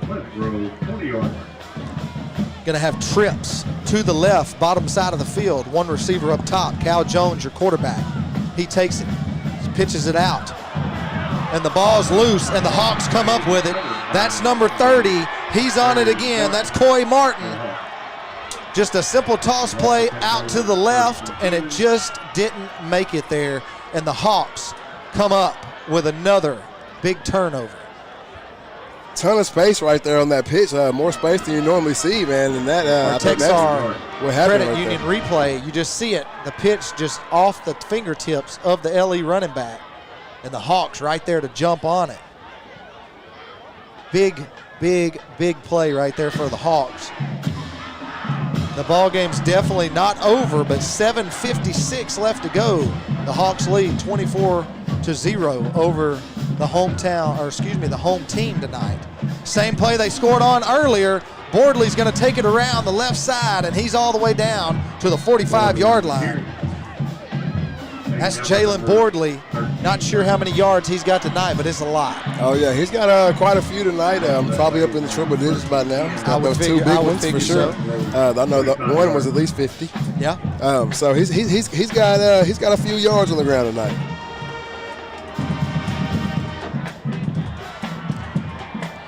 .7:27 left, and the LE faithful are filing out. You like to see the fans stick around a little longer, support the team, regardless of the score. But it is a cold one tonight, so I guess we'll give them a break. Halter hands it off around the left side. That's number 22. He's got some speed. That's JoJo Bailey. He gets about 6 yards on the play. Going to bring up second down and 3. Going to give him 7 yards on the play, JoJo Bailey. Cal Jones comes up making a big hit on Bailey right there. Gets up a little slow. Ezra Youngblood comes out of the game. Number 5, Russell Collins, runs the play in, and he'll split wide to the top side. The Hawks taking every second off of the play clock before they snap it. Halter quickly up under center. He pitches it out. That's number 9, Keelan Benton. He's around the left side. He's got the first down and more all the way down to the 40-yard line. I think they're going to mark him out.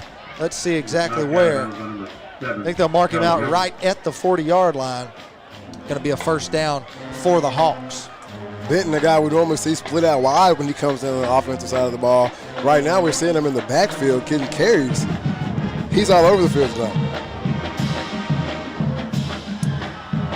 So a great job by the Pleasant Hawk offense tonight. They went in, made some adjustments at halftime, have come out, put up 21 points here in the second half. Going to be a flag on the play, going to be illegal procedure by the Hawks. Get the false start there. I like it when Pleasant Grove comes out of the huddle and they get down there to that line real quick. But those are the kind of things that happen late in the game. You know, those legs are a little trembly, a little fatigue happening. Get down to the line and you might get a little jump. We're expecting the quarterback to go a little quicker. Running in a couple new faces on the offense. We'll try to get these numbers as quick as we can. Ben Bricker, he's not a new face. He brings the play in. He'll split wide to the bottom of the field. Halter quickly to the line. He takes it. He pitches it out to the right. And a big hit right there. Number 22, JoJo Bailey, takes the pitch out to the right side. Mama! And there was a big old hit right there by number 1, Tracy Revels. I'm telling you, Tracy Revels, hardest hitter in Texarkana. And a big replay right here, our Texar Federal Credit Union replay, if we can get to it. Here it comes. He pitches it out. Nobody blocks him. And just a nice form tackle right there by Revels. So we just ticked under 5 minutes left to go here in this ball game. Halter takes the snap, hands it under. That's number 4, Colin Manning. He's off to the races. The 10, 5, touchdown, PG. And I'm not sure that, I'm not sure that a single Liberty Eylau defender knew where the ball was right there, Bo. That is the same play they've scored 3 times on so far tonight. It's just to end around. We're going to see. We're going to see number 12. That's Enrique Rios coming on for the extra point. And PG has put their foot on the gas, and they have not looked back. Galvin with the hold. The kick is up. The kick is good. PG takes a demanding lead with 4:44 left to go here in this ball game. PG 31, LE 0. We're going to come back with the last 4 minutes of the ball game here at Harris Field right after this.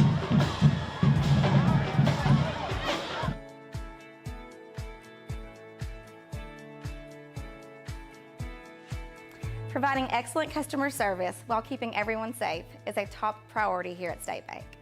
We are making your banking experience safer and easier with our new curbside banking program.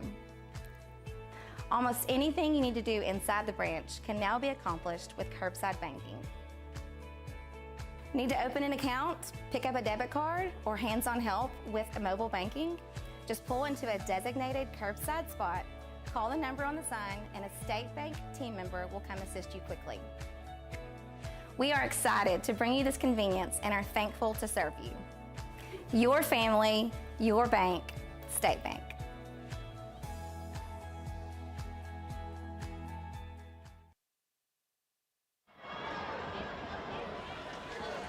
Welcome back to Harris Field. 4:44 left to go in the ball game. The Hawks lead the Leopards 31-0.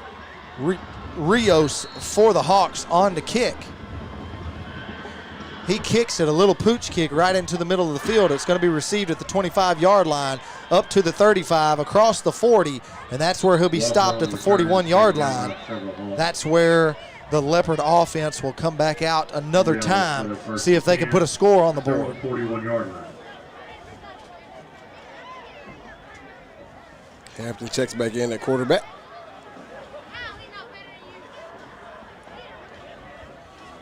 Let's see here. Yes, Hampton back in at quarterback. Number 25, Ahmad Hicks in the backfield. Going to be doubles to both sides of the field. 2 receivers up top, 2 down low. Hampton takes a snap. He's going to pass. He throws it deep down the middle of the field. That's caught. It's at the 30-yard line. He's still going down to the 25. Their Hawks are trying to rip that ball out, and it's finally going to be blown dead at the 26-yard line. That's number 26, Rodriguez Webster. That's going to be 27, W.T. Jones. Oh, excuse me, W.T. Jones. I was trying to give Mr. Webster some stats here. Ladies and gentlemen, when I tell you it's hard to read the numbers on those jerseys, and with the fog we got going on these windows. W.T. Jones, a name and number 27, we're going to be saying a lot of the next few years on game day, him only being a sophomore. Hampton just throwing the ball away. He was being chased down. Hampton throws the ball away. Won't bring up 2nd 10. He was being chased way back down the field, and so he smartly just threw that one away. Going to bring up 2nd down and 10 for the Leopards. 4:07 left to go in the contest. Whenever the clock ticks 0, we will name our Texar Federal Credit Union player of the game. Hampton's going to roll out, and he's going to throw down to the 15-yard line. Number 6. That's going to be number 6, Chris Lewis, who's had multiple catches tonight. That'll be a 1st down for the Leopards at the 15. Lewis shaking up on the play. Tackled by number 6, Torian Phillips. Torian Phillips. A name we normally call around January, February in basketball season. We get to see him in out here on the gridiron this season. Timeout for Pleasant Grove. We're going to stay with you during this timeout. 4:02 left to go in the ball game. And so we expected to see some touchdowns scored. We did not expect to see 27 points put up by one team. No, we thought we were going to see both teams come out in the second half and put some points up. They're just not getting the offense clicking tonight. Exactly, and that's what's kind of been their little Achilles heel, I guess you could say, this season is the speed in which they get the offense going in some games. We saw their offense kind of cripple them up a little bit in that Spring Hill game. They had to come back from behind and win it. We saw them have an opportunity to go with 14-0 on Gilmer last week. They didn't get the offense going in that game either. And now we see them tonight. They've had spurts where the offense has looked good at times. Yeah. But it's just they are just having a hard time converting on 3rd down and also not committing the turnovers. Exactly, yeah. So the Hampton hands it off. It's around the left side, across the 10-yard line, down to the 9-yard line. We've got a player shaking up on the play. That's number 25. That's Hicks.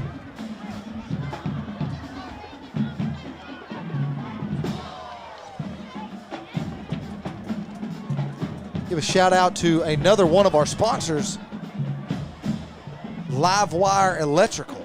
We appreciate them for being a sponsor. And here we go into the end zone. Touchdown, Leopards. Trying to get you a number on that right there. Can't see if it's 6, 8, or 9. Number 8, J.C. Banks. That is number 8, J.C. Banks. Going to take it in for the Leopards. So the Leopards get on the board late here in the 4th quarter. 3:24 left to go in the ball game. 31-6. You got a shaking up Hawk. Got a player shaking up on the field. So both teams are going to take a step back. Looks like that is number 4, Colin Manning. He has gotten up, and they are helping him off of the field Hope the young man is okay.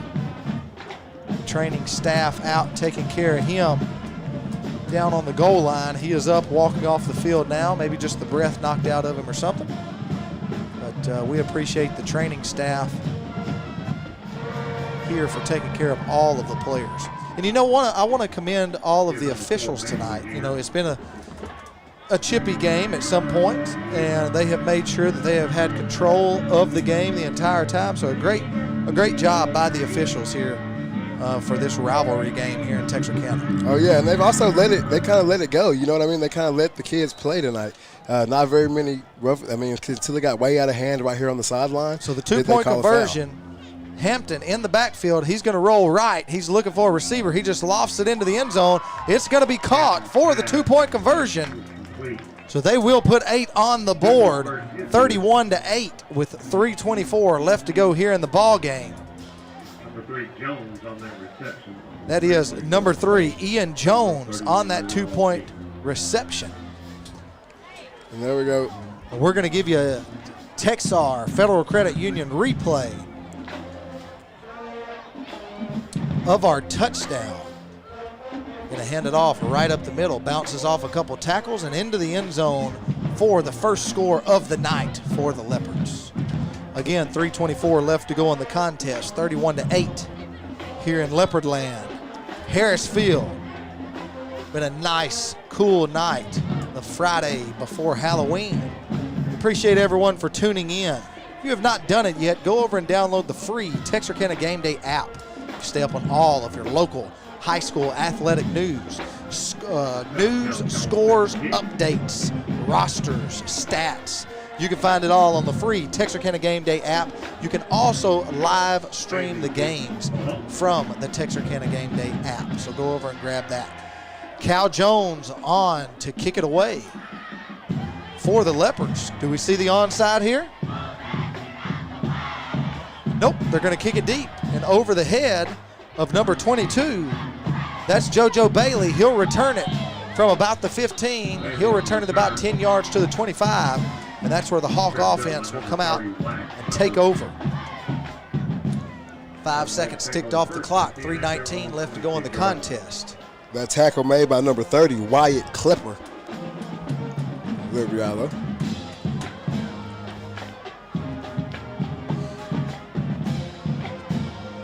So we appreciate everyone for tuning in here on Texarkana Game Day, whether you're watching on YouTube, Facebook, or through the app. We appreciate you for tuning in. The Hawks tonight going to come away with a win unless we see something here in the next 3 minutes and 19 seconds. They'll improve to 4-0 in district. They'll have sole possession of first place in their district. Will they have sole possession or they'll be tied with Gilmer? It depends on what Gilmer does tonight. I think they'll be tied with Gilmer. Yeah, depending on what happens in Gilmer tonight, I'm pretty sure they'll be tied up with Gilmer on that first spot.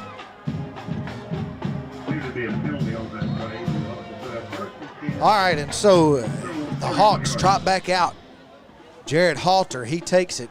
He hands it the same play they scored on earlier, and number 5, Russell Collins, is going to have a big gain. He's going to gain about 15 yards, take it all the way down to the 46-yard line. Where he'll be tackled by number 27, W.T. Jones. W.T. Jones. Don't forget the T. Don't forget the T. We're going to have a timeout. I want to give a big thanks to all of our sponsors tonight for making it possible for us to bring you a live broadcast of all of our Texarkana schools.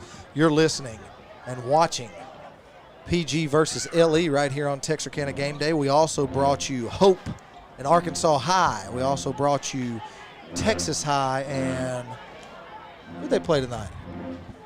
Nacogdoches. And so we brought you all of those live, and it would not be possible without our sponsors, State Bank, Texarkana Emergency Center and Hospital, Gregor Auto Collection. Our scoreboard sponsor each and every week, Commercial National Bank. Our replay sponsor each and every week, Texar Federal Credit Union. Conterra Networks, Texana Bank, Total Medical Supply, Amcare, Flying Burger, Rocasa, Eagle Dental, Red River Lumber, Shelter Insurance, Browning Homes, Texas Farm Bureau, Dr. Pepper, Express Employment, Kelly Ashbrook State Farm, Stone Studio, Sport Clips, Air Temp, Sports Magic, and Livewire Electrical. We appreciate all of our sponsors. Make sure you go and give those local businesses some love. Go spend a little money with them because, man, this is a cool thing where you can sit at home. If you don't want to come out to a game, it's either too cold for you or too hot or it's raining, or maybe you just don't want to get out of the house and out of your pajamas. You can stay at home and watch your favorite local high school play football each and every Friday night. So go and give those sponsors some love so that we can continue to bring this to you each and every Friday night. And so a carry right there, good for 2 yards, going to bring up 2nd down and 8 for the Hawks. 2:42 left to go in the ball game. A timeout has been called by Liberty Eylau. Oh, yeah, Brian. Also, I see in the comments a lot of trash talking going on. I just want everybody to take some time and remember these are kids out here on the field, and they put in a lot of time and effort. Regardless of which side of the score you end up on, these kids put in countless hours of work every week to come out here and try to put on a show for their fans. So let's just keep that in mind. It's a fun all rivalry, trash talking back and forth, but let's keep it in mind that these are kids, and they are putting in a tremendous amount of work to even be able to do this. Yes, and we all have to understand that this is just a game. And even though it's for bragging rights and it means a lot, that we all need to, just like the coaches are having the kids do, we all need to treat it with a little class. And so watch what you say on social media, please. And don't put any negative comments on our Texarkana Game Day. Whatever you do at your own Facebook is your own choice. But let's all keep this a friendly thing and keep it to where when the kids go back, they don't see anything vulgar in the news feed. So this was going to be handed off right up the middle. It's a big gain. That is number 34, Ezra Youngblood. He's going to take it right up the middle for a nice gain and another 1st down. And I believe that 1st down will do it. 2:20 left to go in the ball game. The Hawks lead 31-8. With that 1st down, the Hawks will take this win. They will move to 4-0 in district play. And with this win, also, we got to remember the score is 31-8 here, but at one point in this ball game, it was 3-0. I think we went into halftime with 3-0 in this ball game. So sometimes that ending score doesn't really tell it all, but it does tell the adjustments that the Hawks were able to go in and make on offense at halftime. And so PG will improve to 5-4 on the season. LE will fall to 5-4 on the season as well. 1 minute, 46 seconds left to go. Liberty Eylau will take their third timeout of the ball game. They are out of timeouts.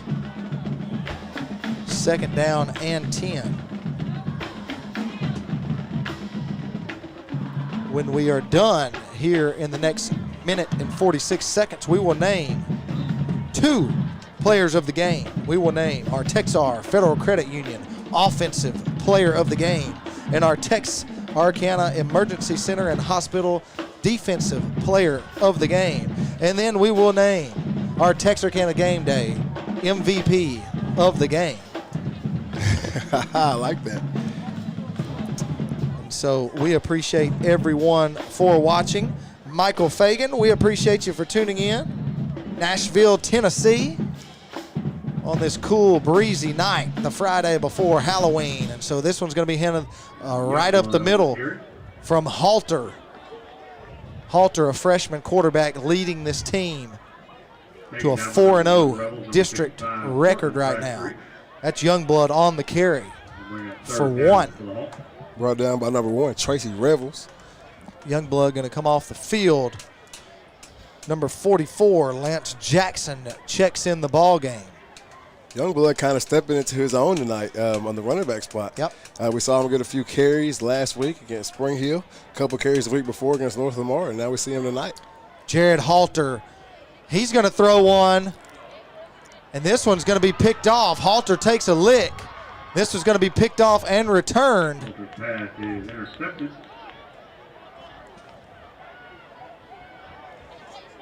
Jared Halter going for it all, trying to throw it deep down the sideline.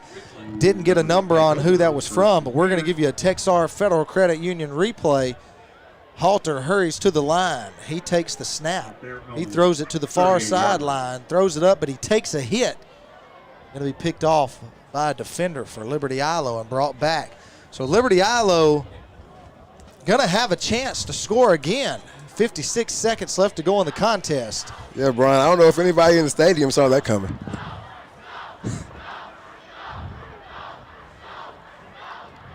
So Hampton in at quarterback for the Leopards. He's going to take it. He's going to throw across the middle. He's got a guy.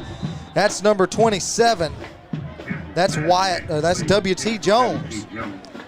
Yeah, W.T. Jones right off his fingertips and almost picked by number 10, Garrett Harrison, for the Hawks, but it falls incomplete. 52.2 seconds left to go in the ball game. Yeah, he's just able to get a fingertip on that one right there to stop it from being picked.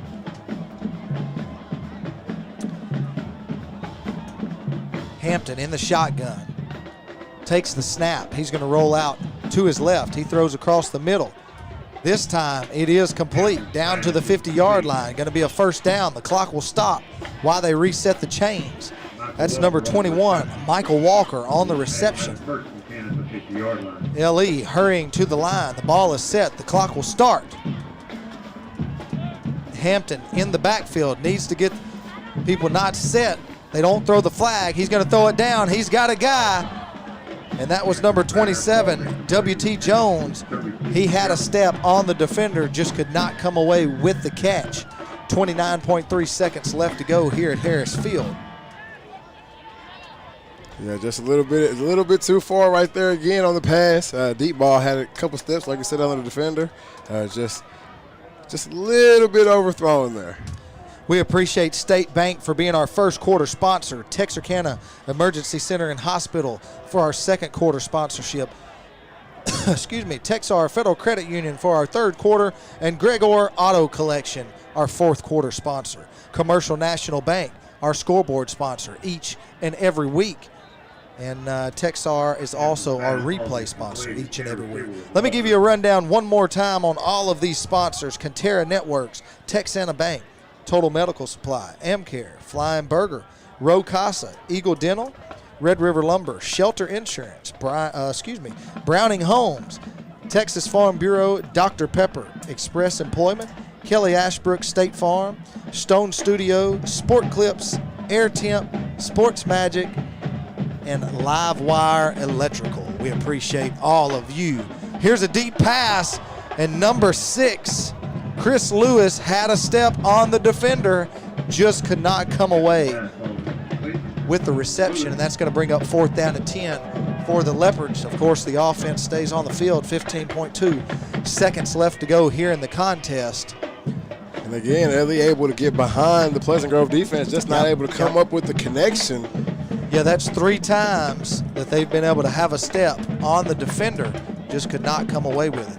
We've got 2 receivers split up top, 2 on the bottom. Hampton in the backfield at quarterback. He's in the shotgun. He takes the snap. Last hope right here to score. He throws it. He connects it. He gets the first down all the way down to the 32-yard line. The clock will stop. 4.9 seconds left to go in the ball game. No timeouts. They've got to get on. Here goes the clock. It's winding. 2-1-0, and they spiked it. And that's the ball game, folks. After 4 quarters of play, Pleasant Grove takes the ball game 31. And so they're going to turn the scoreboard off on us. 31-8. It was 31-8, and they turned the scoreboard off quick. And so can't even see time, anything up here. So both the teams showing some class, coming across. So they're both coming across, shaking the hands. So here we go. Who is our State Bank player of the game?